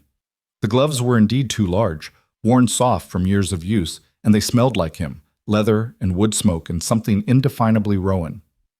Amelia pulled them on and followed him out to where the fence line cut across the golden prairie. The work was backbreaking. Posts had rotted and needed replacing. Wire had come loose and needed restringing. The autumn sun beat down mercilessly, and by mid-morning Amelia's back was screaming and her bandaged hands were bleeding again inside the gloves. But she didn't complain. She held posts steady while Rowan hammered them into the hard ground. She pulled wire taut while he secured it. She did everything he asked without question, without rest, because this week was all she had and she'd be damned if she'd waste it proving she couldn't handle the life he'd built. Tobias played nearby, building elaborate structures from old fence posts and singing to himself in the unselfconscious way of small children. Every so often, he'd run over to show them something, a grasshopper, a pretty rock, a bird's feather, and Amelia would admire it with genuine enthusiasm while Rowan watched with an expression she couldn't read. "You're bleeding through the gloves," he said finally, when they stopped to drink from the water jug he'd brought. "Take a break." "I'm fine." "Amelia," his voice held warning. "Take a break." She set down the wire stretcher and sank onto the grass, suddenly aware of how exhausted she was. Rowan crouched beside her and pulled off the gloves, revealing bandages soaked red. His face darkened. "This is exactly what I was afraid of. You're going to hurt yourself trying to prove something." "I'm proving I can do this," she said stubbornly. "I'm proving I belong here." "You don't belong here by destroying yourself." He pulled medical supplies from his saddlebag. He must have brought them anticipating this, and began unwrapping the ruined bandages. "You belong here by being honest about your limits, by asking for help when you need it, by not being so goddamn stubborn that you'd rather bleed than admit you're human." "I can't afford to be human." The words came out harsh. "I have 1 week, Rowan. 1 week to show you I'm not the fragile girl who left. 1 week to prove I can handle ranch life. If I stop every time something hurts, I'll fail. And if you push so hard you collapse, you'll fail anyway." He cleaned her hands with water and a rag, his touch gentle despite his frustration. "This isn't a test you can pass by suffering more than everyone else. Life isn't like that, isn't it?" She met his eyes. "You suffered alone for 4 years. You worked yourself to exhaustion raising Tobias without help. Don't tell me that suffering doesn't prove something." "It proved I could survive. That's all. It didn't make me better or stronger or more worthy. It just made me—" He trailed off, searching for words. "It just made me tired." The admission hung between them, raw and unexpected. Amelia looked at him, really looked, and saw what she'd been too caught up in her own grief to notice yesterday, the lines around his eyes that hadn't been there before. The gray already threading through his dark hair, the weight he carried in his shoulders, the burden of being everything to everyone with no one to lean on. "I could help with that," she said softly. "The tired part, if you'd let me. For a week. And then what? I don't know." Honesty seemed to be working better than false promises. "I don't know what happens after the week, but I know I'm here now, and I know I want to help. That has to count for something." He finished bandaging her hands in silence, then stood and offered her his hand. She took it, let him pull her to her feet. For a moment they stood close enough that she could feel his warmth, could see the gold flecks in his gray eyes, could remember what it felt like when touching him had been natural instead of fraught with 4 years of betrayal and grief. "Papa!" Tobias's shout broke the moment. "There's a rider coming!" They both turned to see dust rising on the eastern road. A single horseman, moving fast. Rowan's entire body went tense, his hand instinctively moving toward where a gun would have been if he'd been wearing one. "Take Tobias inside," he said quietly. "Lock the door. Don't come out until I say." "Rowan, what—" "Now, Amelia." The tone in his voice sent ice down her spine. She ran to Tobias, scooped him up despite his protests, and carried him toward the house. "But I want to see who it is," he complained. "We're going to let Papa handle the visitor," she said, forcing calm into her voice. "Sometimes grown-ups need to have private conversations." She got him inside and locked the door as instructed, then moved to the window where she could see without being easily seen. The writer was closer now, and she could make out details. A young man, maybe 20, with the bearing of someone who'd been riding hard for days. He wore dusty traveling clothes and carried a leather satchel across his shoulders. Rowan met him halfway between the house and the road, standing with his arms crossed and his stance wide. She couldn't hear what they were saying, but she could see the tension in every line of Rowan's body. The young man handed him an envelope. Rowan stared at it for a long moment before breaking the seal and reading. Even from a distance, Amelia could see the color drain from his face. Whatever was in that letter, it wasn't good news. The young man left as quickly as he'd come, and Rowan stood alone in the yard, the letter clutched in his hand, staring at nothing. After what felt like an eternity, he walked slowly back to the house. Amelia unlocked the door before he could knock. "Who was that?" she asked, though part of her already knew, already felt the cold dread settling in her stomach. Rowan looked at her with eyes that held something between fury and resignation. "We need to talk. Tobias, go play in your room for a while." "But, now, son." The boy went, sensing this was not a time to argue. The moment his door closed, Rowan thrust the letter at Amelia. "This came from Boston, from a postal service that forwards urgent messages. It's 4 years old, postmarked 3 months after you left." Amelia's hands shook as she unfolded the worn paper. The handwriting was barely legible, written in obvious haste, but she recognized it immediately as her own. "My dearest Rowan, if you are reading this, then by some miracle, my words have finally reached you. They have locked me away in a private facility outside Philadelphia. Father claims I am unstable, that I need treatment, but this is a lie. I am a prisoner, and our son is my ransom for good behavior. They tell me if I comply, I may see him again someday. If I resist, they will make sure I never know if he lives or dies. I have tried everything, bribery, pleading, escape attempts that leave me bruised and bleeding. Nothing works. They are too well paid, too loyal to my father's money. I do not know if this letter will ever reach you. I have entrusted it to a nurse who seems sympathetic, but she may simply take the coin I gave her and burn it anyway. But I had to try. I had to believe that somewhere, somehow, the truth might find you. I never stopped loving you. I never will. Every breath I take is an act of faith that someday I will hold our son again, that someday you will know I didn't choose this. Please don't hate me. Please tell Tobias, when he's old enough to understand, that his mother fought for him, that she never stopped fighting. All my love, all my soul, always yours. Amelia." The paper fell from her nerveless fingers. "You didn't get this. You never got this. It arrived this morning. The Postal Service had been holding it at their Philadelphia office all this time, some bureaucratic mix-up about forwarding addresses. When they finally processed it, they realized how old it was and sent a special courier." His voice was hollow, scraped raw. 4 years, Amelia. This has been sitting in an office for 4 goddamned years." She felt the room spinning. "If you'd gotten this when I sent it, I would have come for you." The certainty in his voice was absolute. "I would have ridden to Philadelphia, torn that place apart with my bare hands if I had to. I would have moved heaven and earth to bring you home. But I wasn't there anymore. By the time this would have reached you, they'd already moved me 3 more times. You never would have found me. I would have tried." He sank into a chair, the letter crumpled in his fist. "Jesus Christ, I would have tried."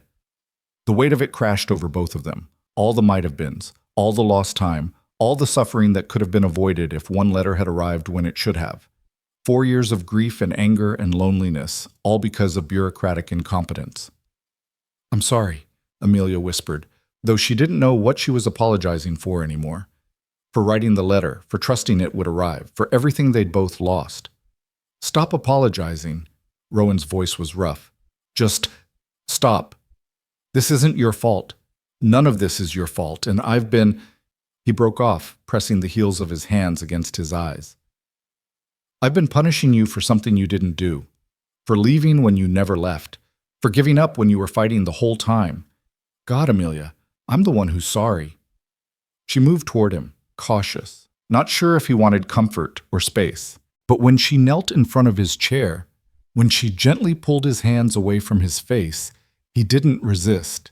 He looked at her with eyes full of 4 years of accumulated pain, and she saw him the way she'd always seen him. Not as the hard, bitter man he'd become, but as the person underneath, the one who'd loved her enough to grieve himself hollow when he thought she'd betrayed him. We can't get those years back, she said softly. But we're here now, both of us, and maybe that's enough to start building something new. I don't know how. The confession seemed to cost him. I don't know how to trust again, how to believe this is real and not just another dream I'll wake up from. Then don't trust it yet.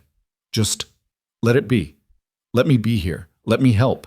And we'll figure out the rest as we go.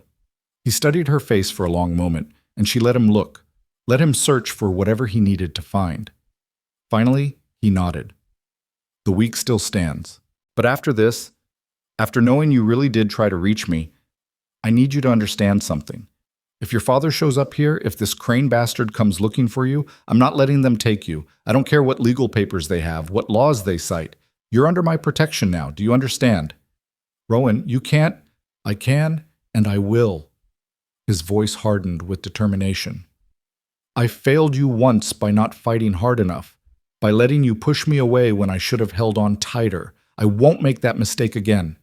Before she could respond, Tobias's door creaked open. The boy peered out cautiously. Are you done with grown-up talk? I'm hungry. The moment broke. Rowan stood, scrubbing a hand over his face, visibly pulling himself together. Yeah, son, we're done. Let's get some lunch. They ate the food Widow Henderson had sent, sitting at the small kitchen table with forced normalcy.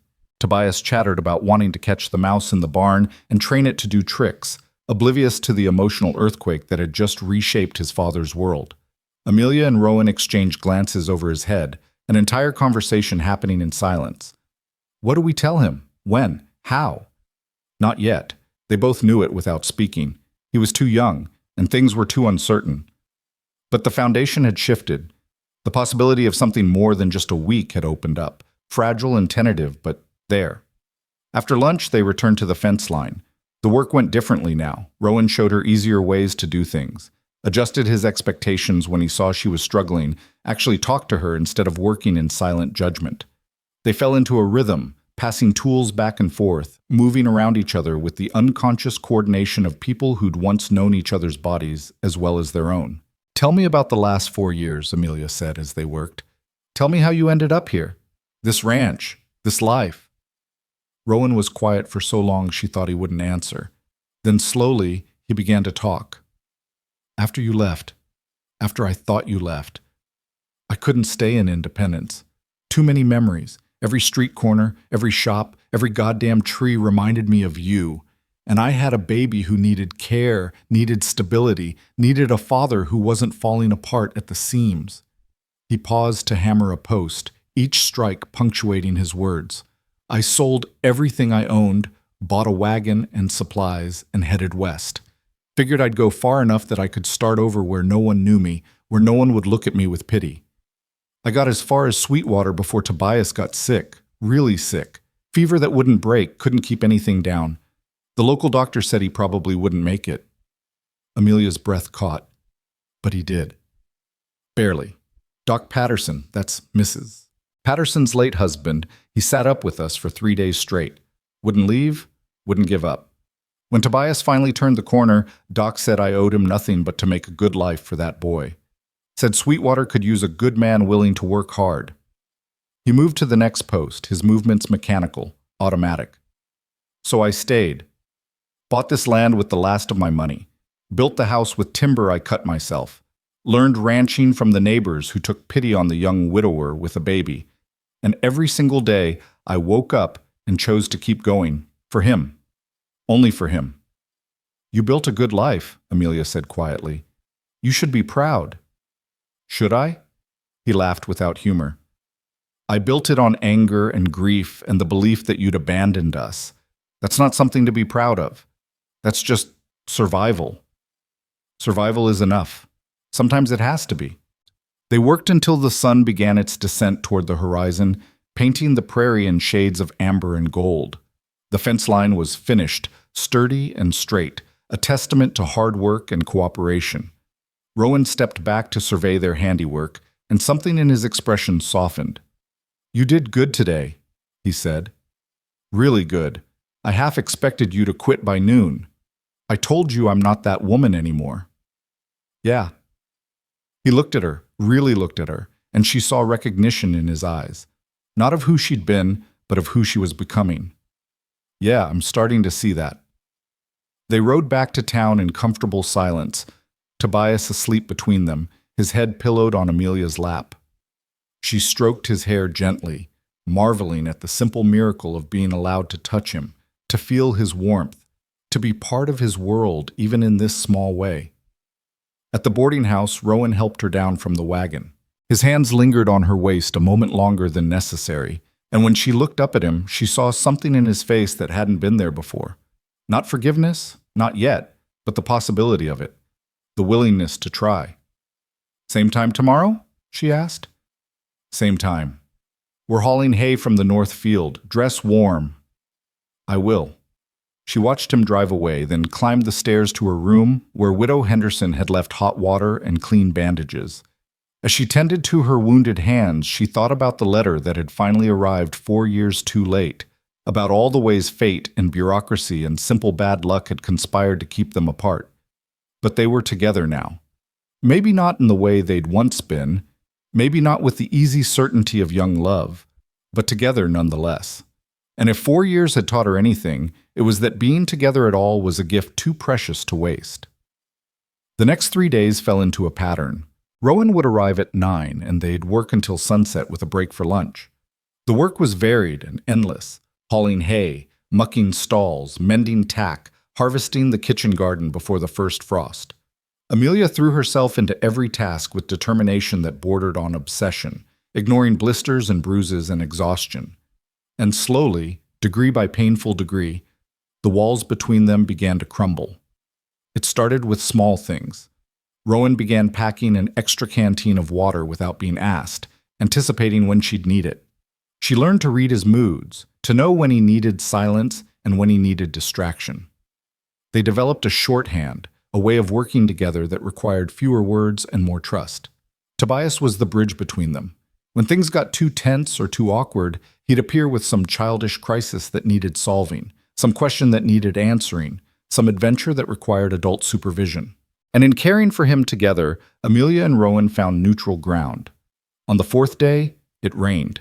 Not the gentle rain of spring, but the cold, driving rain of late autumn that promised winter was coming. Amelia arrived at the ranch soaked despite the oilskin coat Widow Henderson had loaned her, her teeth chattering. Rowan took one look at her and said, "You're staying inside today. No arguments. But the work will wait. You're no good to anyone if you catch pneumonia." He ushered her into the house, into the warmth of the kitchen where a fire blazed in the stove. "Sit. I'll make coffee." She sat, dripping onto the floor, and watched him move around the kitchen with easy familiarity. He made coffee strong enough to strip paint, pressed a cup into her frozen hands, and wrapped a blanket around her shoulders. "Thank you," she managed through chattering teeth. "Can't have you dying on me. Would complicate things." But his tone was gentle, almost teasing, and she realized with a start that they were actually talking like normal people instead of two survivors of a shared disaster. Tobias was delighted to have her inside on a rainy day. He brought out all his treasures, the wooden horse, a collection of interesting rocks, a book of fairy tales that was falling apart from repeated reading. "Will you read to me?" he asked, shoving the book into her lap. "Papa reads good, but he always falls asleep during the boring parts." "I do not," Rowan protested. "You fell asleep during The Miller's Daughter twice." "That's because The Miller's Daughter is boring." Amelia found herself laughing, actually laughing as she opened the book. "What story do you want to hear?" "The one about the knight and the dragon." She read while the rain hammered against the windows and the fire crackled in the stove. Tobias sat pressed against her side, following along even though he couldn't read yet, occasionally interrupting with questions or observations. Rowan sat across from them, ostensibly mending a bridle, but she caught him watching them with an expression that made her heart ache. This was what they'd lost, this simple domestic peace. The three of them together in a warm kitchen while the world raged outside. A family. When the story ended, Tobias demanded another, then another. By the time he finally tired of stories, the rain had lessened to a steady drizzle, and Amelia's clothes had dried. She felt warm all the way through, not just from the fire, but from something deeper, something that had been frozen for 4 years and was finally beginning to thaw. "I should start lunch," Rowan said, standing and stretching. "Nothing fancy, probably just beans and cornbread. I can help." "You don't have to." "I want to." She met his eyes. "Please, let me help." They worked together in the small kitchen, their movements careful at first, then gradually more natural. Amelia chopped onions while Rowan tended the beans. She mixed cornbread batter while he set the table. It was domestic and ordinary and absolutely extraordinary. "This is nice," Tobias observed, sitting at the table and swinging his legs. "It's like having a mama here." The words dropped into the kitchen like stones into still water. Rowan froze, his hand suspended over the pot of beans. Amelia's heart stopped. They both turned to look at the boy, who seemed completely unaware that he'd said anything momentous. "What makes you say that, son?" Rowan's voice was carefully neutral. Tobias shrugged. "Just is. Miss Ward helps cook and read stories and takes care of things.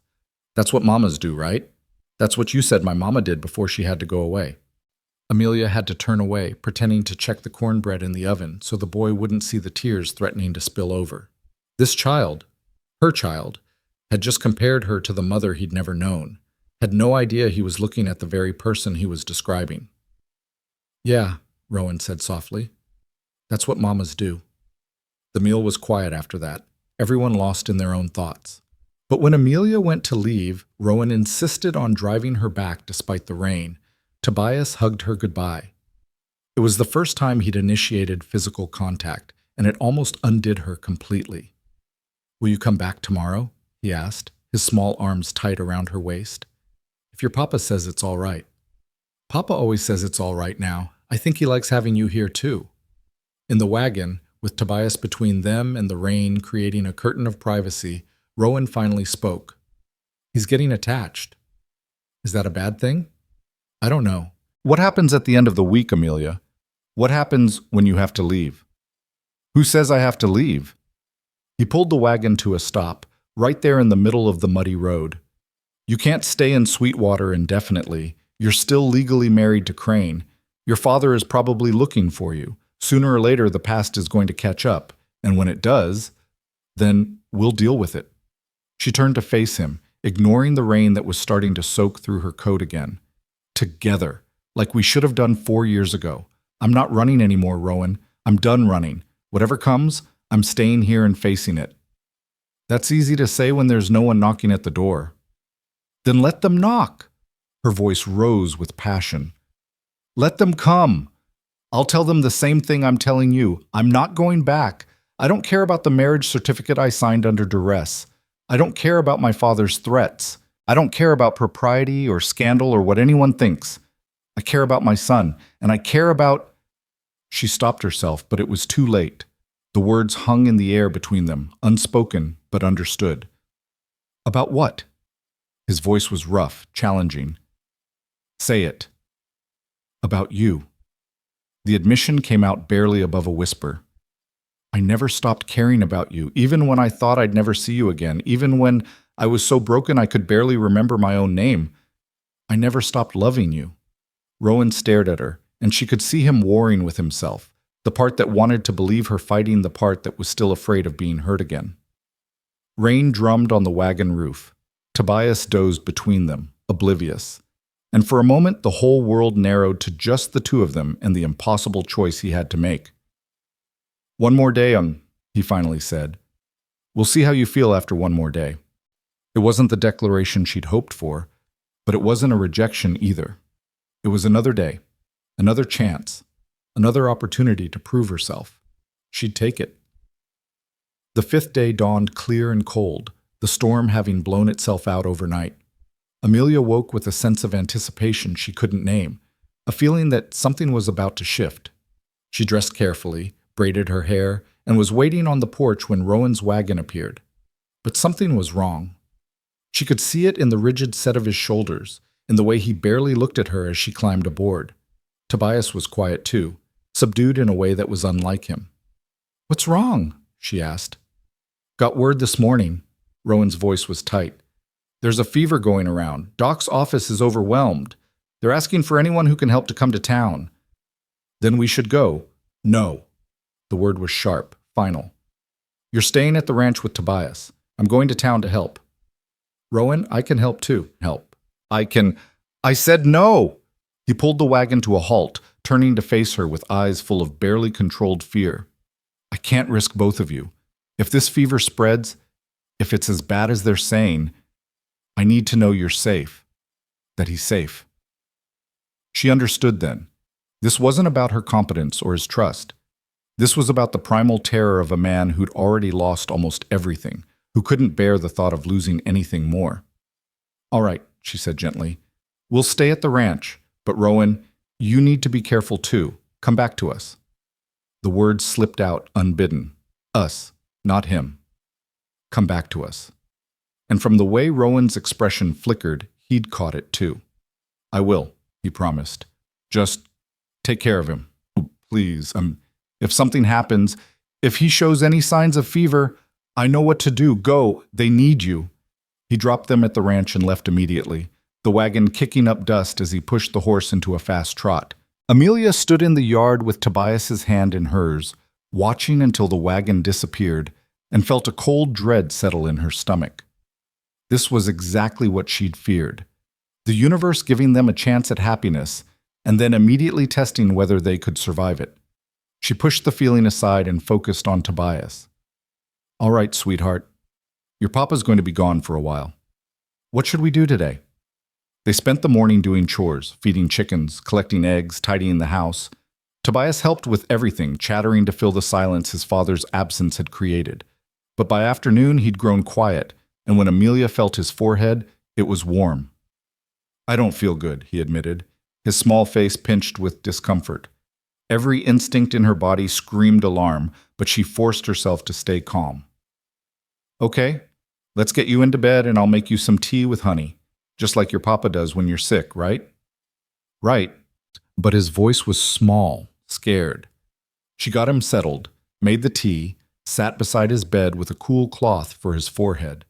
The fever climbed steadily as the afternoon wore on, and by evening he was burning up, his small body shaking with chills despite the blankets she'd piled on him. "Mama," he whimpered, half delirious. "I want Mama." The word shattered her. "I'm here, baby. I'm right here." "No, my Mama, the one in heaven.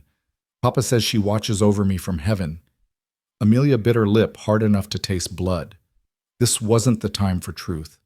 This wasn't the moment to tell him she was that Mama, that she'd never gone to heaven, that she'd been in hell but was here now. So instead she held his hand and sang the lullabies she'd once sung when he was a baby, praying he'd recognize them somewhere in his fevered dreams. The night was endless. The fever spiked higher, and Tobias began to thrash, crying out for his father, for his Mama, for anyone to make it stop. Amelia did everything she could remember: cool cloths, lukewarm baths, honey water to keep him hydrated. But the fever wouldn't break, and as the hours crept toward dawn, she felt panic clawing at her throat. She couldn't lose him, not now, not when she'd just found him again, not when they were so close to being a family. "Please," she whispered into the darkness, not sure if she was praying or pleading or both. "Please don't take him from me again. I'll do anything. I'll leave if that's what it takes. I'll disappear forever. Just please, please let him live." Tobias's fever peaked just before dawn, his body so hot she could feel the heat radiating off him. And then, as the first rays of sunlight touched the horizon, as Amelia sat beside his bed with tears streaming down her face and her hand gripping his tiny one, the fever broke. The change was almost instant. His body stopped shaking, his breathing eased, his skin, which had been burning just moments before, began to cool. She felt his forehead with trembling fingers and nearly sobbed with relief. He was going to be okay. Her son was going to be okay. She collapsed beside the bed, her forehead resting against the mattress, and let herself cry. Great heaving sobs of relief and exhaustion and accumulated terror. She was still there, still crying, when she heard the front door open and Rowan's boots on the floor. "Amelia?" She couldn't answer, couldn't form words, just lifted her head enough for him to see her face, to see Tobias sleeping peacefully, to understand what had happened. Rowan was across the room in 3 strides, checking his son with practiced hands, feeling his forehead, his pulse, his breathing. When he was satisfied, when he'd confirmed what Amelia already knew, he sank to the floor beside her. "How long?" His voice was wrecked. "Since yesterday afternoon. The fever broke about an hour ago." "You stayed with him all night." "Where else would I be?" He looked at her then, really looked at her, and she saw something in his face that made her breath catch. Not the careful distance he'd been maintaining, not the protective walls he'd built, just raw, honest emotion. "Thank you," he said, "for keeping him safe, for being here when I couldn't. I'll always be here." The promise came from somewhere deep inside her. "As long as you'll let me, I'll always be here." Rowan reached out slowly, giving her time to pull away if she wanted to. When she didn't, when she stayed perfectly still, barely daring to breathe, he cupped her face in his calloused palm. His thumb brushed across her cheekbone, wiping away tears. "I believe you," he whispered. "Finally, completely, I believe you." And then he kissed her. It wasn't the passionate, desperate kiss of their youth. It was something gentler, something harder won. It was forgiveness and hope and the tentative beginning of healing. When they pulled apart, Tobias was awake, watching them with fever-bright eyes. "Papa," he said sleepily. "Are you kissing Miss Ward?" Rowan laughed, the sound rusty but genuine. "Yeah, son, I am." "Good. I like her. Can she stay forever?" Rowan looked at Amelia, and in his eyes she saw the answer to the question that had been hanging over them since she arrived. The week was over, but they weren't. "Yeah," he said. "I think she can." The moment stretched between them like spun gold, fragile and precious, until Tobias broke it with a yawn that turned into a complaint. "Papa, I'm hungry." Rowan laughed again, the sound coming easier this time, and ruffled his son's hair. "Of course you are. That means you're getting better. Let's get some food in you." Amelia started to stand, her legs cramping from hours of sitting, but Rowan stopped her with a gentle hand on her shoulder. "You need rest too. You look like you're about to fall over." "I'm fine." "You're not. When's the last time you slept?" She tried to remember and couldn't. The hours had blurred together in a haze of worry and prayer. "I don't know. Yesterday sometime." "Then you're sleeping now. Take my bed. I'll handle breakfast and keep an eye on Tobias." "Rowan, I can't take your... You can and you will. Don't make me carry you in there." The threat was softened by the warmth in his eyes, by the hint of a smile playing at his lips. She was too exhausted to argue.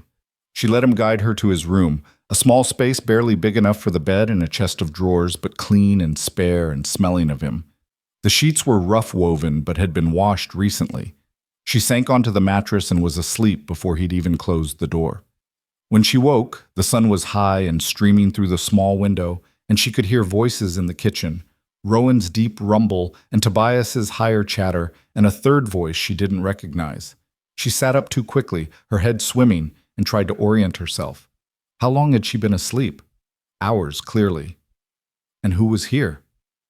She stumbled out of the bedroom, still wearing yesterday's clothes, her hair falling loose from its braid, and found Rowan at the stove making stew while Tobias sat at the table with an older woman Amelia recognized as Mrs. Patterson from the boarding house. "Well, there she is," Mrs. Patterson said warmly. "The hero of the hour. Rowan's been telling me how you stayed up all night with the boy." "I just did what anyone would do." Amelia felt heat rise in her cheeks, uncomfortable with the praise. "Not anyone. Most folks would have panicked and made things worse, but you kept your head and brought him through." Mrs. Patterson stood and moved toward the door. "I just came by to check on you all, make sure you didn't need anything, but I can see you're well taken care of." There was something knowing in the way she said it, a glint in her eye that suggested she'd seen or heard something before Amelia had emerged. The kiss, probably. Or maybe just the way Rowan was looking at Amelia now, like she was something precious he'd thought lost forever and couldn't quite believe he'd found again. After Mrs. Patterson left, they ate together in comfortable silence. Tobias was still weak, but clearly on the mend, complaining about being tired and wanting to play simultaneously, the universal sign of a child recovering from illness. Rowan kept glancing at Amelia as if checking she was real, and she found herself doing the same to him. The kiss had changed something, broken through the last of the walls they'd both been hiding behind. But neither of them seemed to know what to do about it, how to navigate this new territory when they were so different from the people they'd been 4 years ago. It was Tobias who finally broke the awkwardness, asking the question neither adult had dared voice. "Is Miss Ward going to live here now?" Rowan's spoon paused halfway to his mouth. Amelia froze, her coffee cup suspended in mid-air. They looked at each other across the table, an entire conversation happening in silence. "I don't know, son," Rowan said carefully. "That's something Miss Ward and I need to talk about." "Why?" "She already does all the things mamas do. She cooks and reads stories and took care of me when I was sick. And you kissed her, which means you like her. So why can't she just stay?" The childish logic was unassailable and terrifying in its simplicity. Amelia set down her coffee cup with shaking hands. "It's more complicated than that, sweetheart." "Why?" "Because—" She looked helplessly at Rowan. "How did you explain to a 4-year-old about forced marriages and legal documents and fathers who treated their daughters as property? How did you make him understand that sometimes wanting something wasn't enough?" "Because grown-ups make things complicated," Rowan said, his eyes still on Amelia. "But maybe we don't have to. Maybe sometimes the simple answer is the right one." "Does that mean yes?" Tobias bounced in his chair despite his lingering weakness. "Does that mean she's staying?" "That depends on whether she wants to stay." Rowan's voice was steady, but Amelia could hear the uncertainty underneath, the fear that she might say no. "Whether she's willing to take on a ready-made family and a hard life on a ranch that barely turns a profit, whether she can handle being part of a community that's going to have opinions about a woman living here without being married to me." The word hung in the air between them. Married. He hadn't said it directly, but the implication was clear. This wasn't just about staying, this was about making it permanent, legal, real. "I want to stay," Amelia said, her voice stronger than she felt. "I want to be here with both of you, but Rowan, I'm still legally married to Doyle Crane, and my father, your father doesn't get a say anymore." The steel in Rowan's voice made it clear this wasn't negotiable. "And as for Crane, we'll deal with that. There are lawyers in Cheyenne. We'll find a way to annul the marriage. It was performed under duress. You have witnesses to that." "Do I?" "The maid who helped me escape, she's gone now, probably fired or paid off. Everyone at that wedding was loyal to my father or to Crane. Who's going to testify that I was forced?" "I will." The voice came from the doorway, and they all turned to see Bill Crandall standing there, hat in hand. "Sorry for intruding. Door was open and I heard voices. But I can testify that you arrived in this town wearing a wedding dress, clearly distressed, with signs of physical injury. That's got to count for something." "Bill?" Rowan stood. "What are you doing here?" "Bringing news. Thought you should hear it sooner rather than later." The old man's face was grave. "There's strangers in town. 3 men asking questions about a woman matching Amelia's description. They've been showing a photograph around, talking to anyone who'll listen, saying she's mentally unstable, that she ran away from a hospital, that her family's desperate to find her." The coffee Amelia had just drunk turned to acid in her stomach. "It's them. It has to be. My father wouldn't come himself, too much attention, but he'd send people." "They're at the hotel now," Bill continued, making a show of being respectable, concerned relatives. "But I've seen men like that before. They're hired muscle dressed up in nice coats. The kind of men who'll do whatever they're paid to do and not lose sleep over it." Rowan's face had gone hard, all the softness from moments before replaced by something cold and dangerous. "How long until they find out she's been here?" "Already have, I expect. Widow Henderson's loyal, but there's others in town who'll talk for a few coins. I'd say you have until nightfall, maybe. Then they'll come. Then we need to move now." Rowan was already in motion, pulling supplies from shelves, his mind clearly working through options. "Bill, can you get word to Sheriff Morrison? Tell him what's happening, that I'm requesting his presence here as a witness. Morrison's out of town for another 2 days. Went to Laramie for some trial. Damn. Rowan ran a hand through his hair, thinking. All right, plan B. Amelia, pack whatever you need. We're riding to Cheyenne today. We can be there by tomorrow morning if we push hard. File for an annulment, maybe find a judge who will issue a protective order. I'm not running again.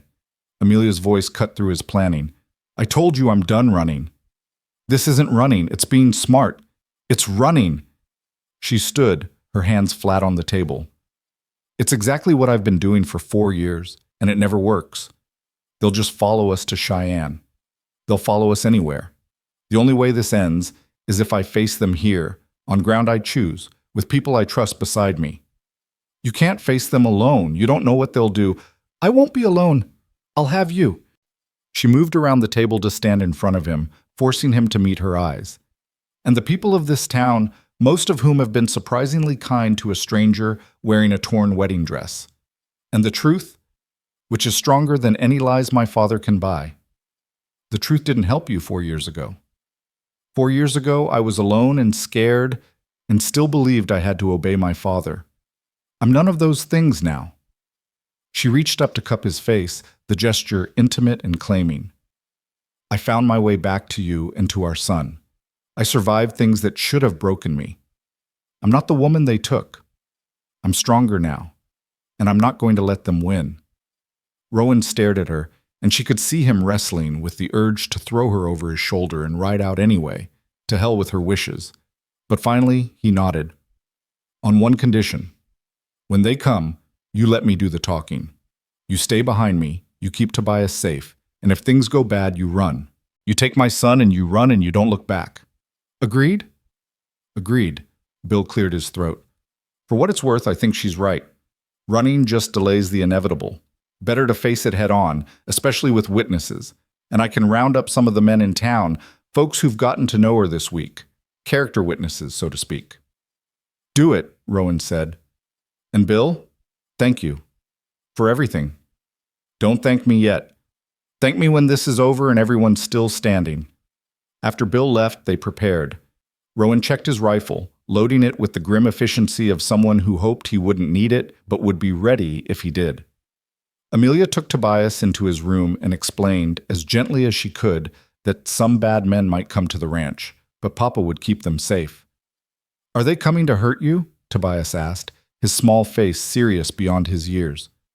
They're coming to take me away, to make me go back to a place I don't want to be. Then you should stay here. This is your home now.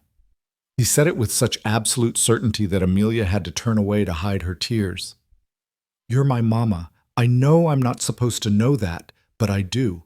I heard you singing those songs when I was sick, and Papa used to hum them to me when I was little. He said they were the songs my mama sang, so you're her. You're my mama. Amelia sank to her knees in front of him, no longer caring about Rowan's rules, no longer able to maintain the pretense. Yes, baby, I'm your mama, and I'm so sorry I couldn't be here before. But I'm here now, and I'm not leaving, not ever again, I promise you. Even if the bad men come? Even then.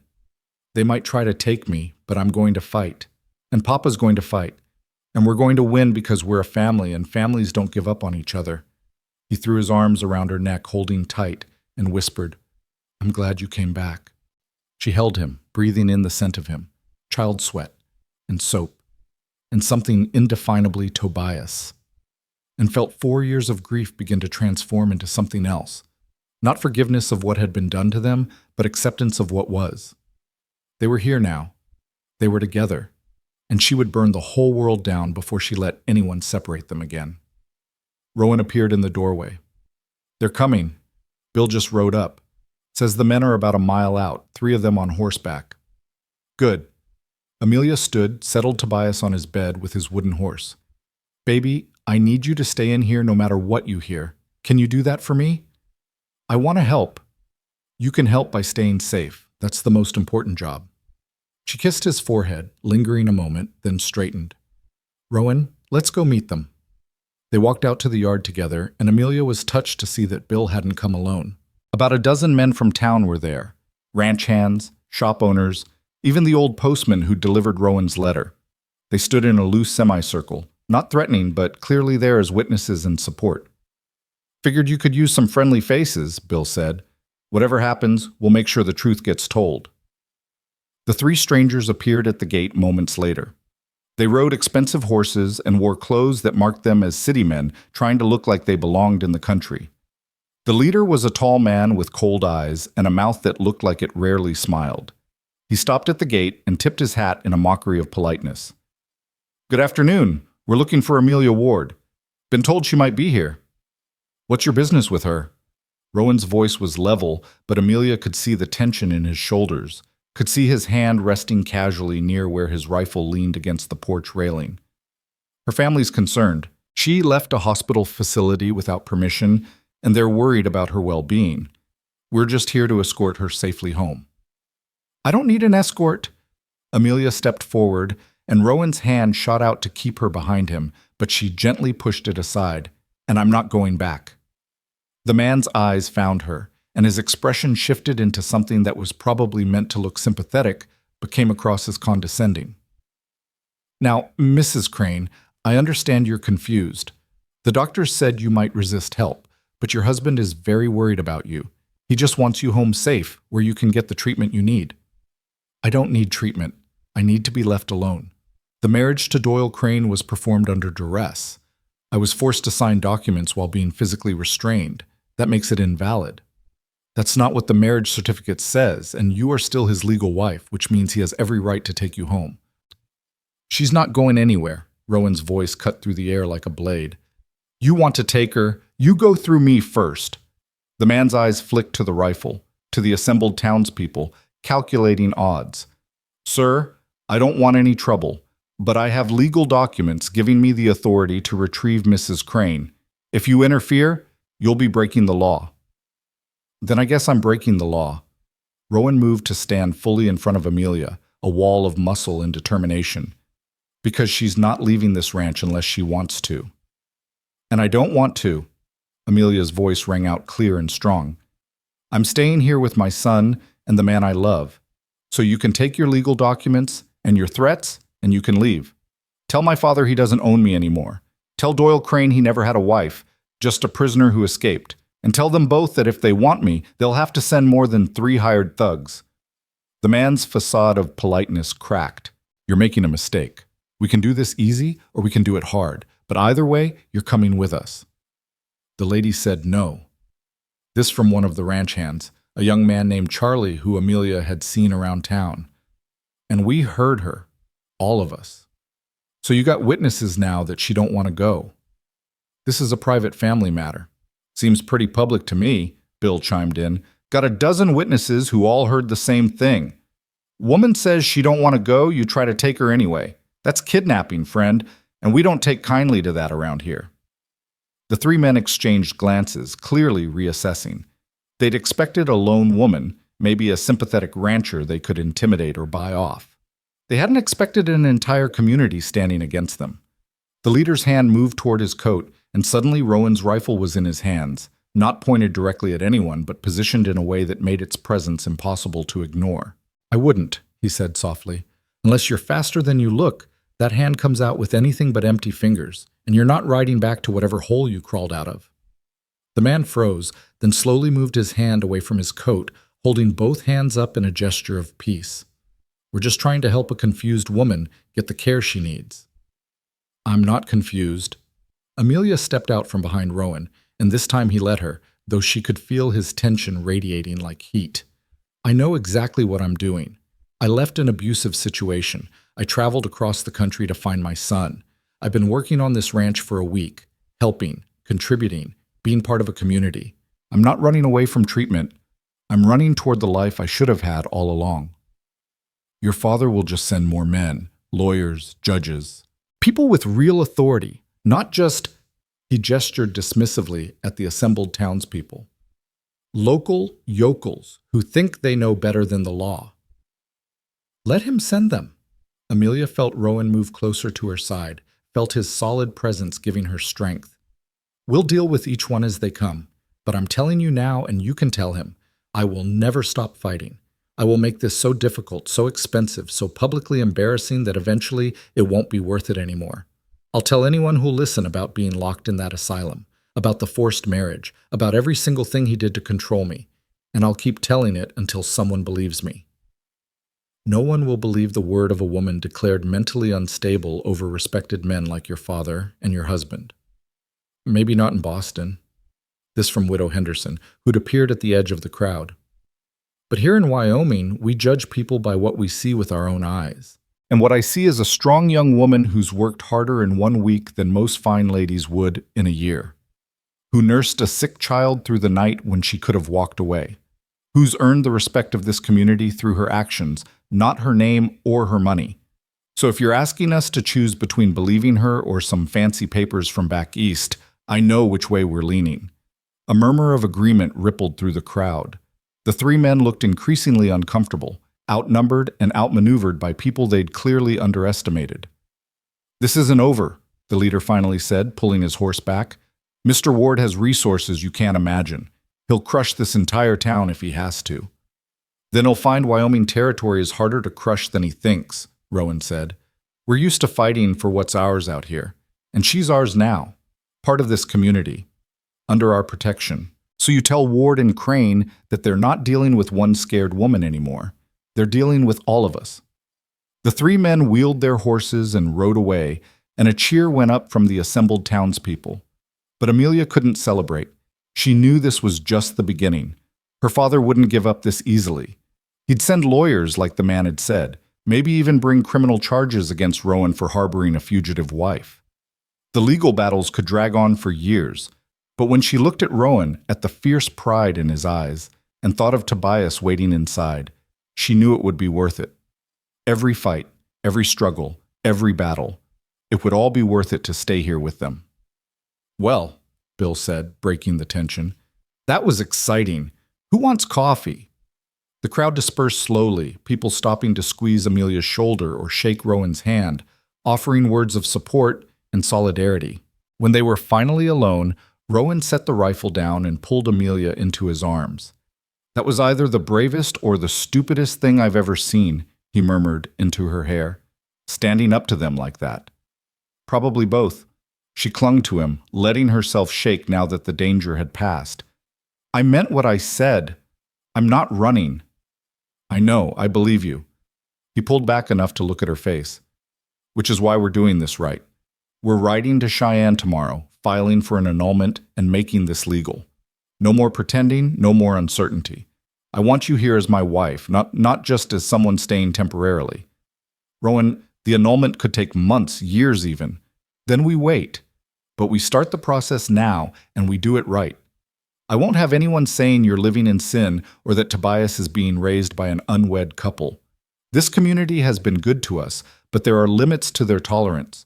We need to show we're doing everything properly." "What about what we want? What about—" He kissed her, stopping the words on her lips.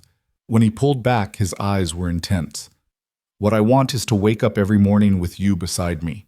What I want is to watch Tobias grow up with his real mother.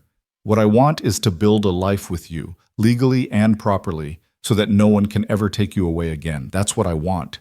What do you want?" "The same," she whispered. "Exactly the same." "Then we fight for it, together, whatever it takes." They went inside to find Tobias peering out his bedroom window, his face pressed against the glass. When he saw them, he scrambled down and ran into the kitchen. "Did you win? Are the bad men gone?" "For now," Amelia said, kneeling to gather him close. "But baby, I need to tell you something. Those men might come back or send other people, and it might get scary sometimes. But no matter what happens, Papa and I are going to keep fighting to stay together. All three of us. Do you understand?" "I understand." He looked between them with solemn eyes. "We're a family, and families stick together even when it's hard." "Exactly right," Rowan ruffled his hair. "You're a smart boy." "Papa, can I call her Mama now, since she's really my Mama?" The question stopped them both. They looked at each other over Tobias's head, and Amelia saw the same conflict in Rowan's eyes that she felt in her heart. It would make things more complicated if they were calling her Mama while she was still legally another man's wife. But they'd spent 4 years denying the truth, and it had almost destroyed them all. Yes, Rowan said finally. Yes, you can call her Mama. The word, when Tobias said it, felt like a benediction. Mama. He tested it out, then smiled. I like it. It sounds right. That night, after Tobias was asleep and the ranch was quiet, Amelia and Rowan sat on the porch watching the stars emerge one by one. She'd moved her few belongings from the boarding house that afternoon, and they were piled in the corner of their room. She'd sleep on the sofa until they were properly married, they'd agreed. It was improper enough that she was living here at all without adding fuel to any fires. Do you think they'll be back? She asked. Probably. Maybe not those three specifically, but others. Rowan took her hand, threading his fingers through hers. Your father sounds like the type who doesn't give up easily. He's not. When he wants something, he's relentless. She thought of the years of control, of manipulation, of slowly tightening restrictions that had started long before she'd even met Rowan. But I'm relentless too. He just never knew it because I was always too scared to show him. You're not scared anymore. I'm terrified, she admitted, but I'm not letting the fear control me. There's a difference. They sat in comfortable silence for a while, the night sounds of the prairie surrounding them, crickets chirping, a distant coyote howl, the soft rustling of wind through grass. It was peaceful in a way Boston had never been, and Amelia understood why Rowan had chosen to build his life here. Tell me about these 4 years, she said. Not the facts, but the feelings. What it was really like. Rowan was quiet for so long she thought he might not answer. Then slowly he began to talk. The first year was the hardest. I was so angry, Amelia. At you, at myself, at the world. I'd wake up every morning and for just a second I'd forget. And then reality would crash back and I'd have to remember all over again that you were gone. That you'd chosen to leave. Or I thought you had. He paused, his thumb rubbing circles on the back of her hand. Tobias saved me. Having to take care of him meant I couldn't just give up. I had to get out of bed, had to cook meals, had to pretend everything was okay, even when I felt like I was dying inside. And gradually, pretending turned into surviving, and surviving turned into actually living again. Not happily, but living. Did you ever think about trying to find someone else? Another woman? No. The answer was immediate and definite. I couldn't. Every woman I met, I'd compare them to you, to what I thought you'd been, and they'd all fall short.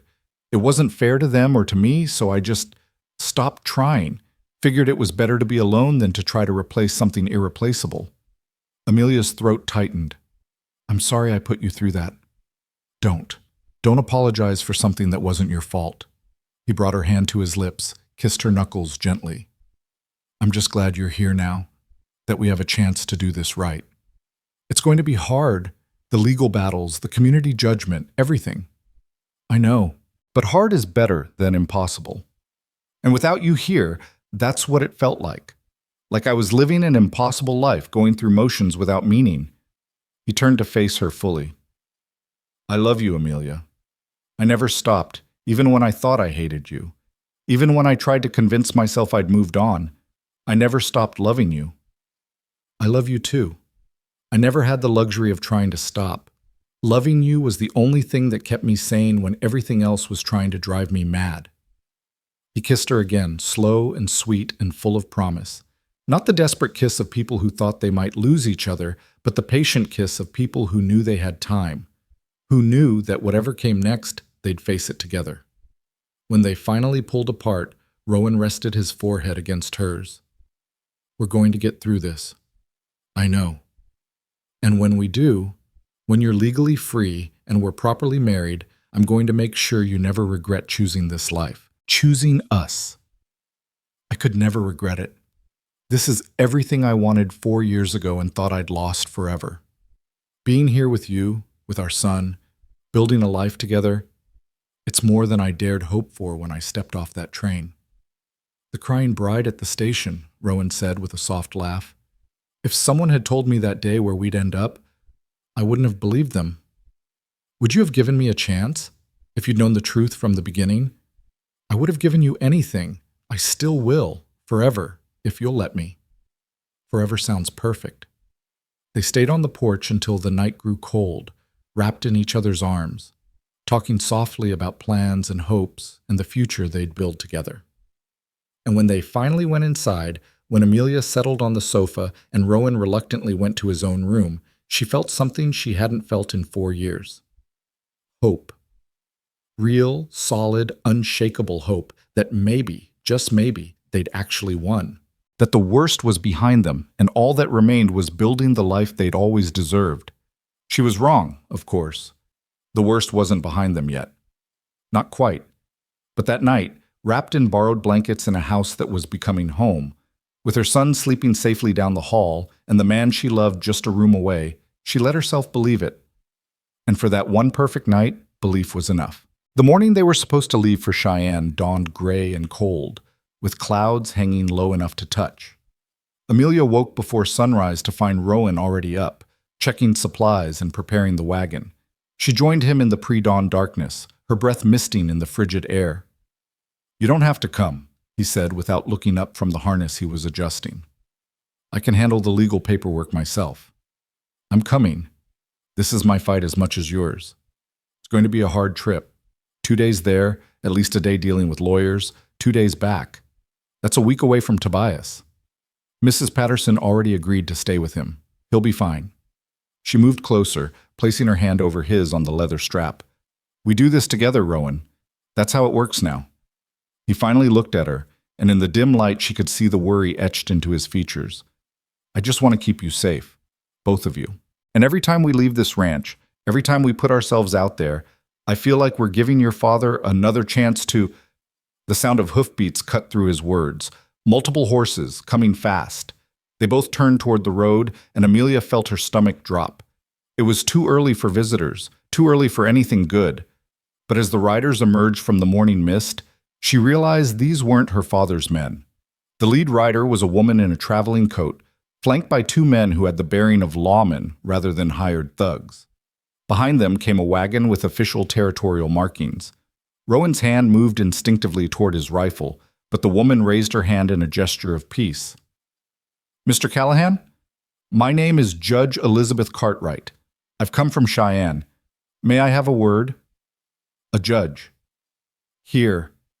Amelia's mind raced through possibilities, none of them good.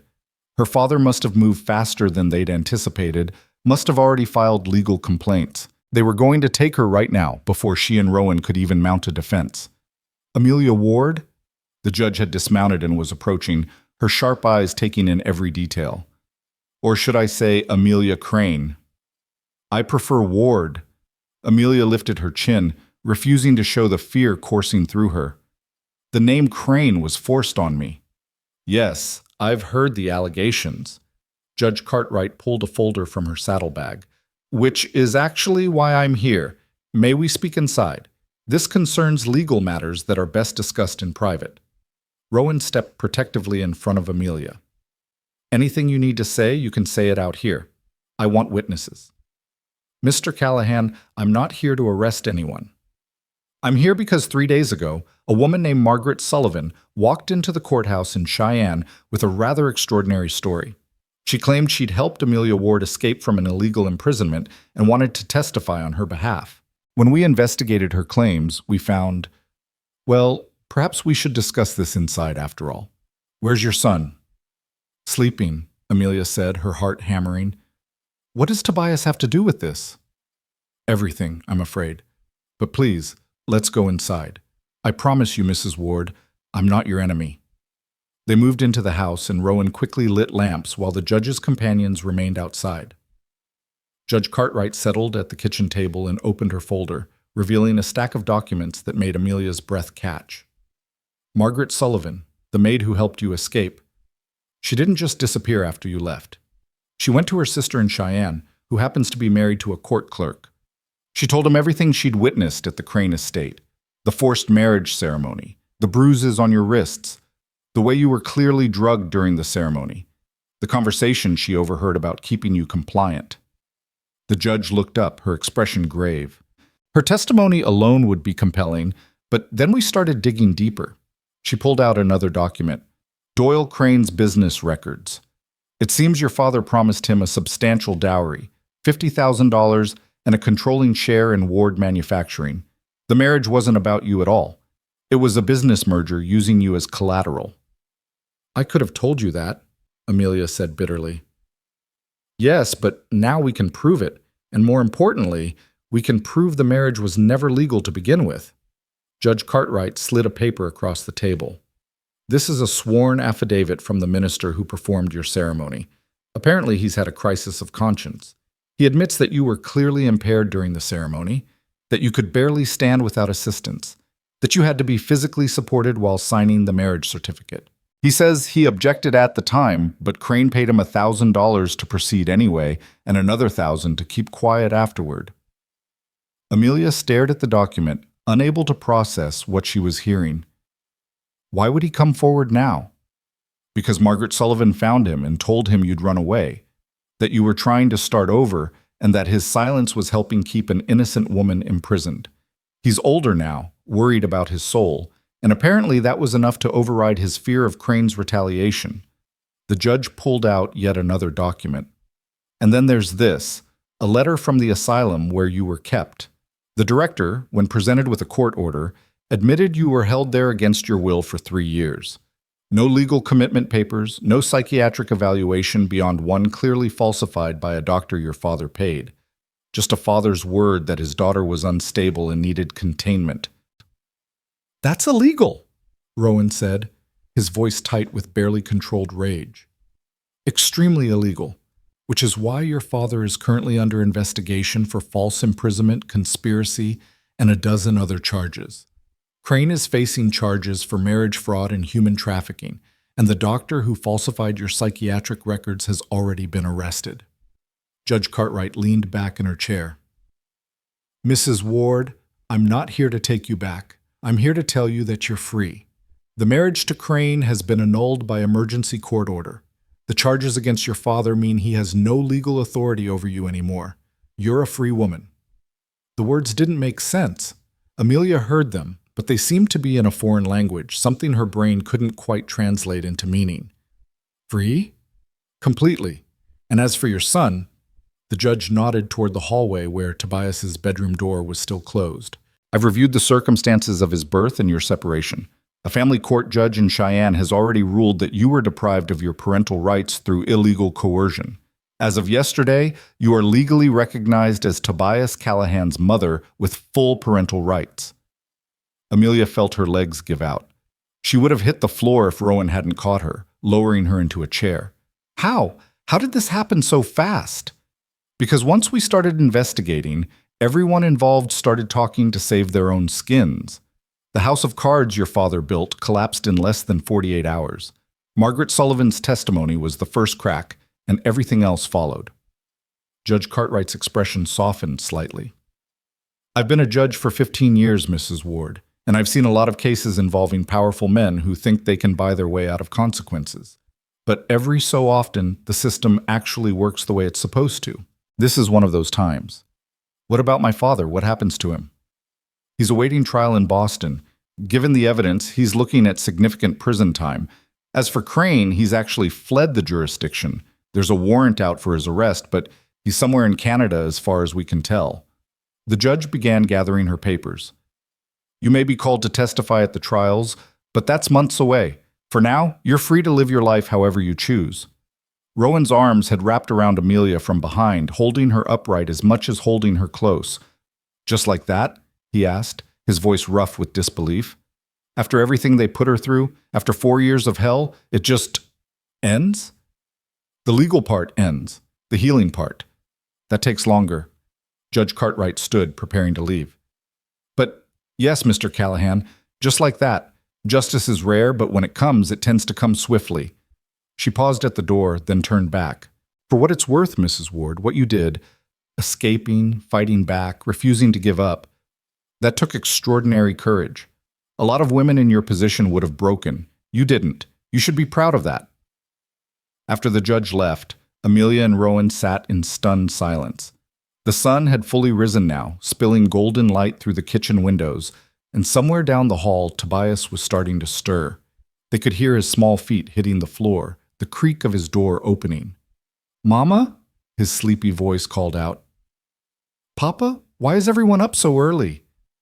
Amelia looked at Rowan, and something passed between them, joy and relief and disbelief all mixed together. "Because we have good news, baby," she called back. "Come here." Tobias padded into the kitchen in his nightshirt, his hair sticking up at odd angles. He climbed into Amelia's lap without hesitation, a gesture that still made her heart swell every time. "What good news?" "The bad people aren't going to bother us anymore," Rowan said, ruffling his son's hair. "They can't take Mama away. She gets to stay here forever." "I already knew that," Tobias said matter-of-factly. "She's my mama. Mamas don't leave." The simple certainty in his voice broke something open in Amelia. She buried her face in his hair and let herself cry. Not tears of grief this time, but of relief and joy and the overwhelming realization that it was really over. She was free. They were safe. They were together. The days that followed had a dreamlike quality, as if reality was still catching up to what the law had declared. Amelia kept expecting someone to arrive and tell them it was all a mistake, that her father had found a loophole, that she needed to go back after all. But the days turned into a week, and then 2, and no one came. The story spread through Sweetwater like wildfire. The wronged woman, the forced marriage, the powerful man brought to justice. If there had been any lingering gossip about Amelia's presence at the ranch, it evaporated in the face of the truth. She went from being a scandal to being a symbol, and while she hated the attention, she couldn't deny it made life easier. Widow Henderson was particularly gleeful about the whole thing. "I knew you were telling the truth," she crowed. "I told everyone, but did they listen? No. Now look at them, falling all over themselves to welcome you properly." The town's acceptance manifested in practical ways. Women started stopping by the ranch with casseroles and offers to teach Amelia how to preserve food for winter. Men came to help Rowan with repairs he'd been putting off, claiming they were just being neighborly but clearly wanting to show their support. Even the bank manager, who'd been coolly professional when Rowan had inquired about a loan for spring planting, suddenly became effusive about the ranch's prospects. But the best gift came from Mrs.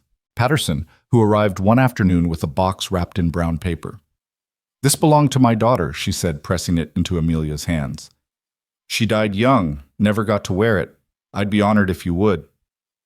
Inside was a wedding dress, not elaborate like the silver monstrosity Amelia had arrived in, but simple and beautiful, cream-colored cotton with delicate lace at the collar and cuffs, the kind of dress a woman might choose for herself, not have forced upon her.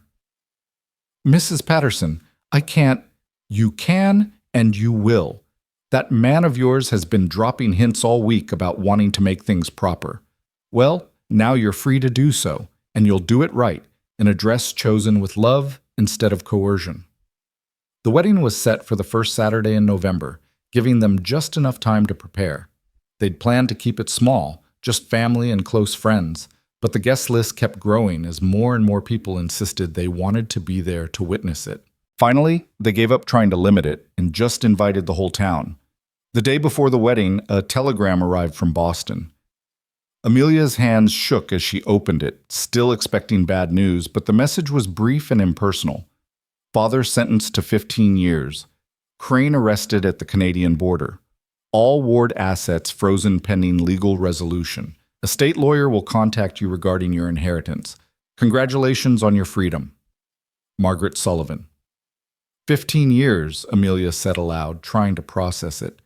He'll be an old man when he gets out, if he survives that long.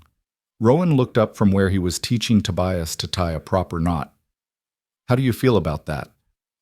I don't know. I thought I'd feel something. Satisfaction, vindication, maybe even pity.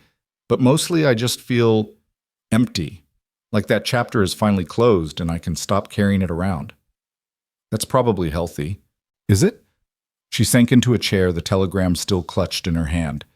He's my father. Shouldn't I feel something more? He stopped being your father the moment he locked you away. Now he's just a man facing consequences for his actions.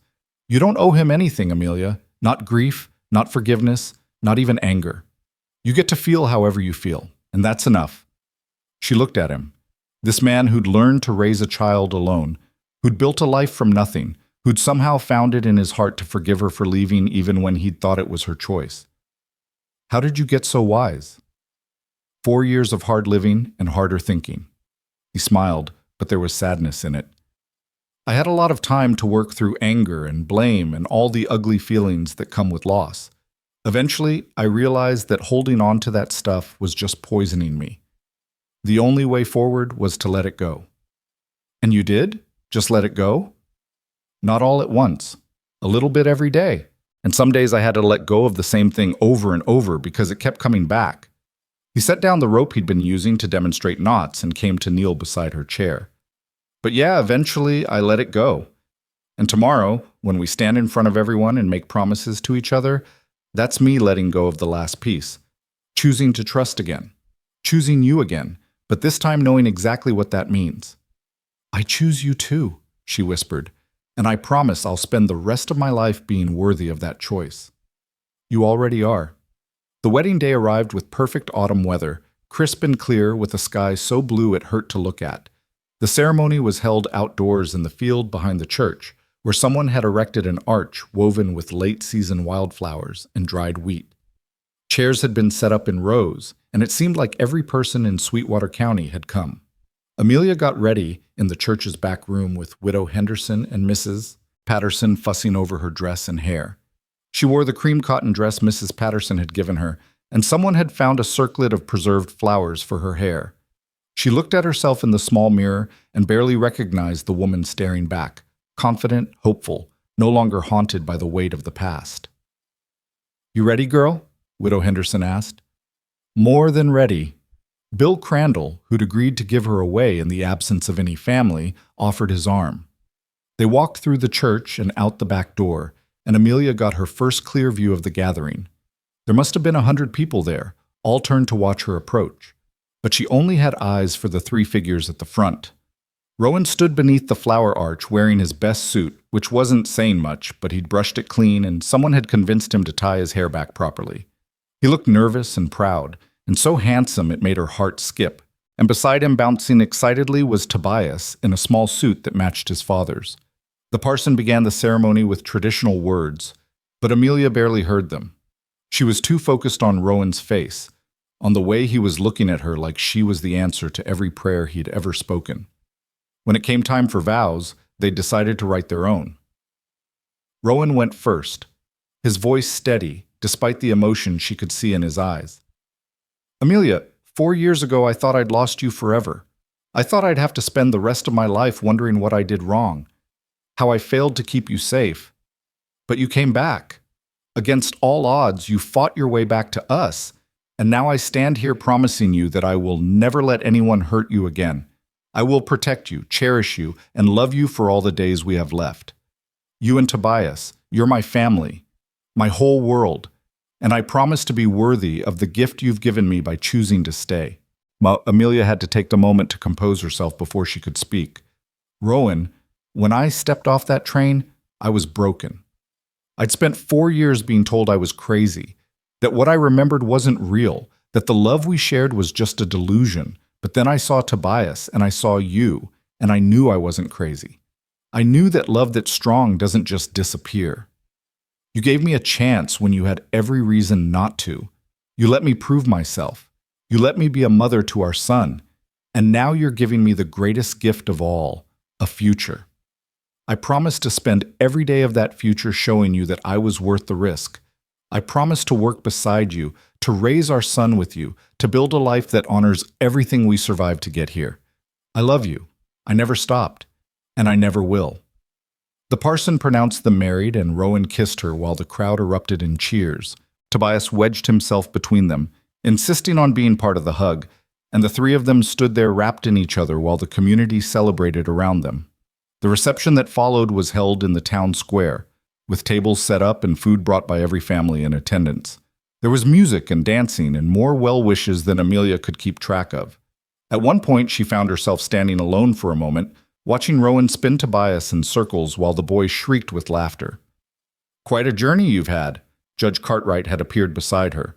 Amelia hadn't realized she'd been invited, but she was glad to see her. "From that train station to here. Should make quite a story someday. I'm hoping the exciting part is over, Amelia said. I've had enough adventure for one lifetime. Something tells me life with those two will never be boring. The judge smiled. But it'll be good. You've earned that. All three of you.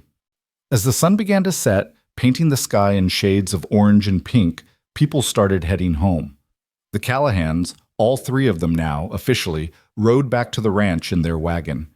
Tobias fell asleep between them, exhausted from the excitement, and Rowan and Amelia sat in comfortable silence. "Thank you," she said finally. "For what?" "For giving me a second chance, for letting me be part of your lives, for—" "Amelia."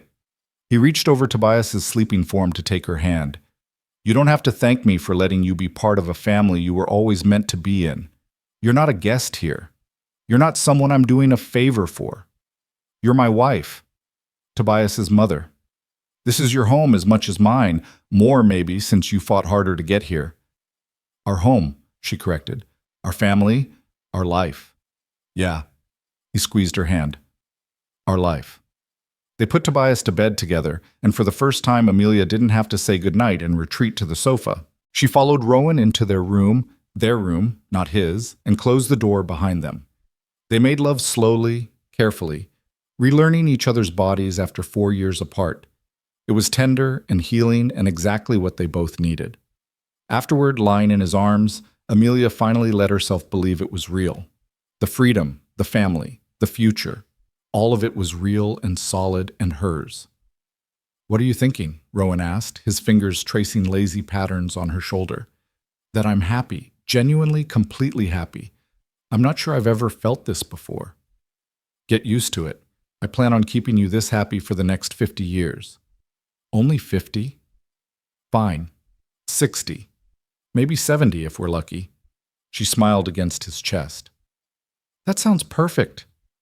Winter came early that year, with the first snow falling in mid-November. The ranch settled into the quiet rhythm of cold weather life, feeding animals, maintaining equipment, staying close to the fire. Amelia learned to can and preserve, to mend clothes that would have to last, to make a little stretch into enough. She also learned about ranch finances, and the reality was sobering. They were barely breaking even, and another bad season could wipe them out completely. When she mentioned this to Rowan, he just shrugged with the fatalism of someone used to living on the edge. "We'll manage. We always do." What if we didn't have to just manage? What if we could actually thrive? That got his attention. "What are you thinking?" "Margaret's telegram mentioned my inheritance, the Ward estate assets. I don't know how much survived the legal proceedings, but even a fraction of what my father had would be substantial." She saw him starting to protest and held up her hand. "Before you say you don't want my money, hear me out. It's not about charity or me buying my way into this family. It's about using resources we have to build something better, for Tobias, for any other children we might have, for the community that stood by us when they didn't have to." "What exactly are you proposing?" Over the next hour, she outlined her idea.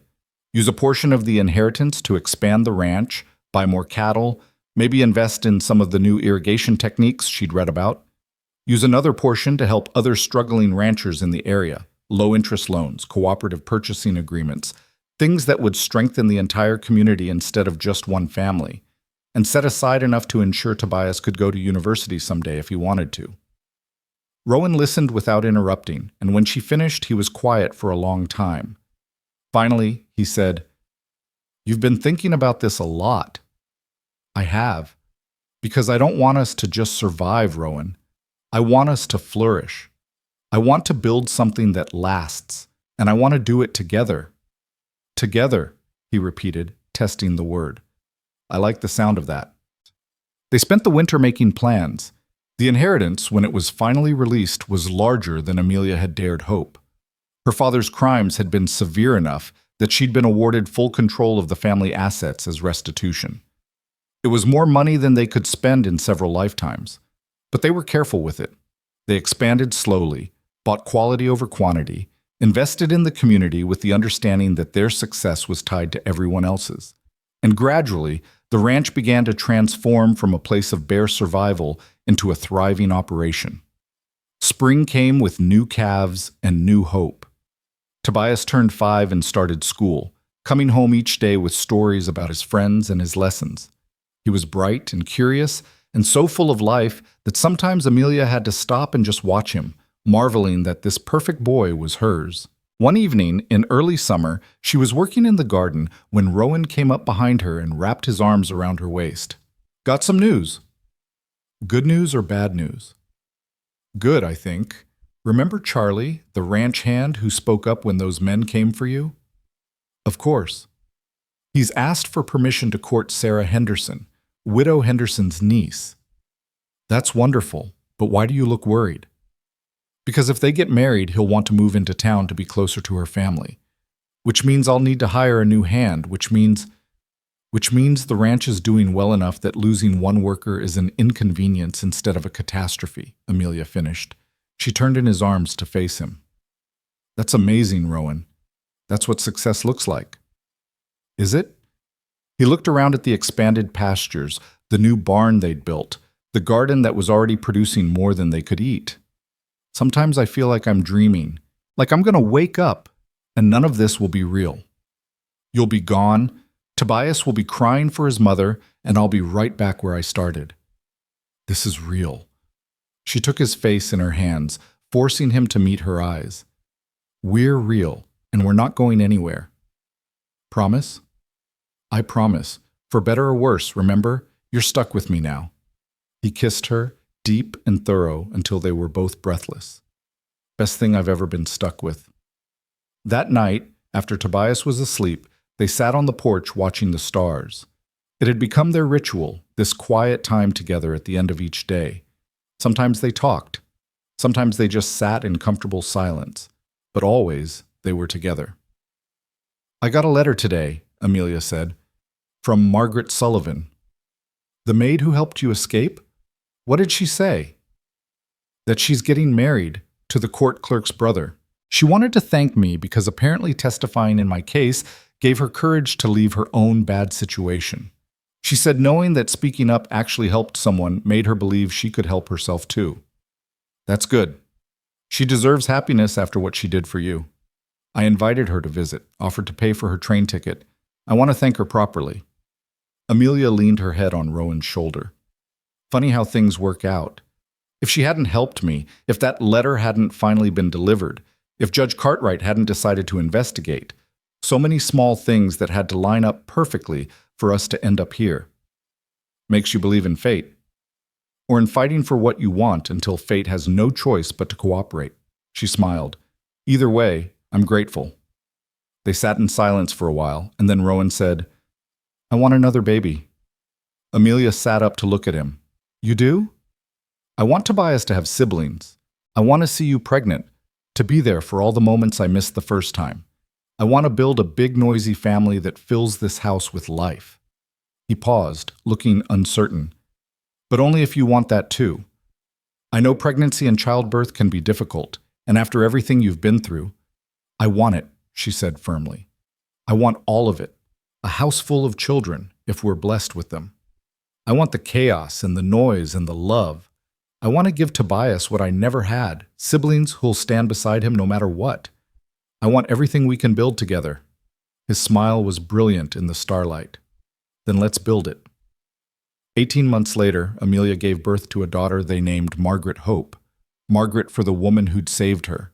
Hope for the feeling that had sustained them through the dark years. Rowan was there for every moment, holding her hand through the pain, crying when he heard his daughter's first cry, cradling both of them afterward with a tenderness that made Amelia's heart overflow. Tobias, now 6.5, took his big brother duties seriously. He informed everyone who'd listened that the baby was his responsibility and he'd be teaching her everything important. Rowan and Amelia exchanged amused glances over his head, already able to imagine the trouble those two would get into together. The ranch continued to prosper. Word spread about their success and their willingness to help others, and slowly the community grew stronger. Young families moved to the area, drawn by the promise of good land and supportive neighbors. A new school was built. A proper doctor set up practice in town. Life was still hard. It was Wyoming territory in the 1890s, after all. But it was good. On a warm September afternoon, nearly 4 years after Amelia had arrived at that dusty train station, The Callahan family gathered in the field behind their house. It was Tobias's 7th birthday, and half the county had shown up to celebrate. There was food and music and laughter, and as Amelia watched her son run wild with his friends while Rowan held baby Margaret and chatted with neighbors, she felt a profound sense of peace. This was what she'd fought for, this moment, this life, this family. Bill Crandall appeared beside her, moving slower now with age but still sharp. "You thinking about that day at the station?" he asked. "The day you arrived?" "How did you know?" "Because I'm thinking about it too. I remember this woman in a torn wedding dress, looking like the world had chewed her up and spit her out, crying like her heart was broken beyond repair. And I remember thinking, poor thing probably won't make it a week out here." "Shows what I know." Amelia laughed. "I almost didn't make it. If Tobias hadn't recognized me, if Rowan hadn't given me a chance, but he did. And you grabbed that chance with both hands and you built something beautiful from it. That takes strength most people don't have." He patted her shoulder. "You should be proud." "I am, every single day." As evening fell and the party began to wind down, families started heading home. The Callahans waved goodbye from their porch, Tobias yawning despite his protests that he wasn't tired, Margaret already asleep on Rowan's shoulder. When the last wagon had disappeared down the road, they went inside together. They got the children settled, Tobias in his room with his new birthday toys scattered around him, Margaret in the cradle beside their bed. Then Rowan and Amelia collapsed onto the sofa, exhausted but happy. "Good party," Rowan said, pulling her against his side. "The best. Did you see how excited Tobias was about that new fishing rod? He'll have me down at the creek every day now." "Good. He needs that time with his papa." She snuggled closer, breathing in the familiar scent of him. "We should do this every year. Big parties for their birthdays. Make memories they'll carry forever." "We will. We'll give them everything we can. Everything we didn't have." They sat in comfortable silence until Rowan said, "Do you ever regret it? Giving up the city, the money, the life you could have had?" Amelia didn't have to think about her answer. "Never. Not for a single second. That life wasn't mine. It was my father's. This life, with you and our children and this community, this is the only life I've ever wanted, the only one that's ever been real. Even with all the work, the early mornings and late nights and constant struggle to keep things running, especially because of that, because it means something. We're not just existing, we're building. We're creating something that'll outlast us, and we're doing it together." She tilted her head up to kiss him. "You're my home, Rowan Callahan. You and our babies. Wherever you are, that's where I belong." He kissed her back, soft and slow, pouring 4 years of second chances and hard-won happiness into it. When they pulled apart, his eyes were bright with unshed tears. "I love you," he whispered. "I loved you when we were young and foolish, and I love you now that we're older and slightly less foolish. I'll love you until the day I die, and probably beyond that too. I love you too, always have, always will." They stayed on the sofa until the fire burned low, talking about their plans for the next season, about Tobias starting to learn to ride, about whether they wanted to try for more children. Normal conversations about a normal life, made extraordinary by the fact that they'd fought so hard to have it. Eventually, they went to bed and Amelia lay in the darkness listening to Rowan's breathing slow and even out as he fell asleep. Beside the bed, Margaret made small sleeping sounds. Down the hall, Tobias was probably dreaming about fishing or horses or whatever adventures 7-year-old boys dreamed about. This was her family, her real family. Not the one she'd been born into, where love was conditional and control masqueraded as care. This was the family she'd chosen and fought for and won. This was home. As she drifted off to sleep, Amelia thought about that woman who'd stepped off the train 4 years ago, broken, desperate, wearing a wedding dress that represented everything she'd lost. If she could go back and tell that woman what was waiting for her, would she believe it? Would she have the courage to take that first step toward the ranch if she knew how hard the road would be? Yes. Without question, yes.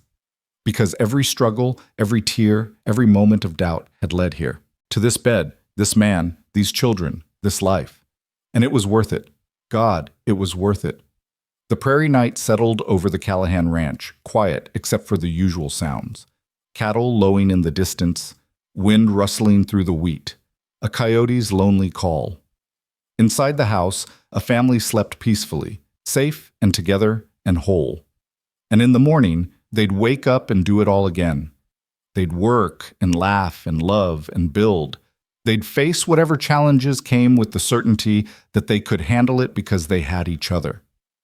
The crying bride who'd arrived at the station had found her way home at last. Not to a place, but to the people who made anywhere feel like home. And that was the greatest gift of all. Not the freedom from the past, but the future she'd built from its ashes. A future full of hope. A future full of love. A future that was finally, completely, beautifully hers.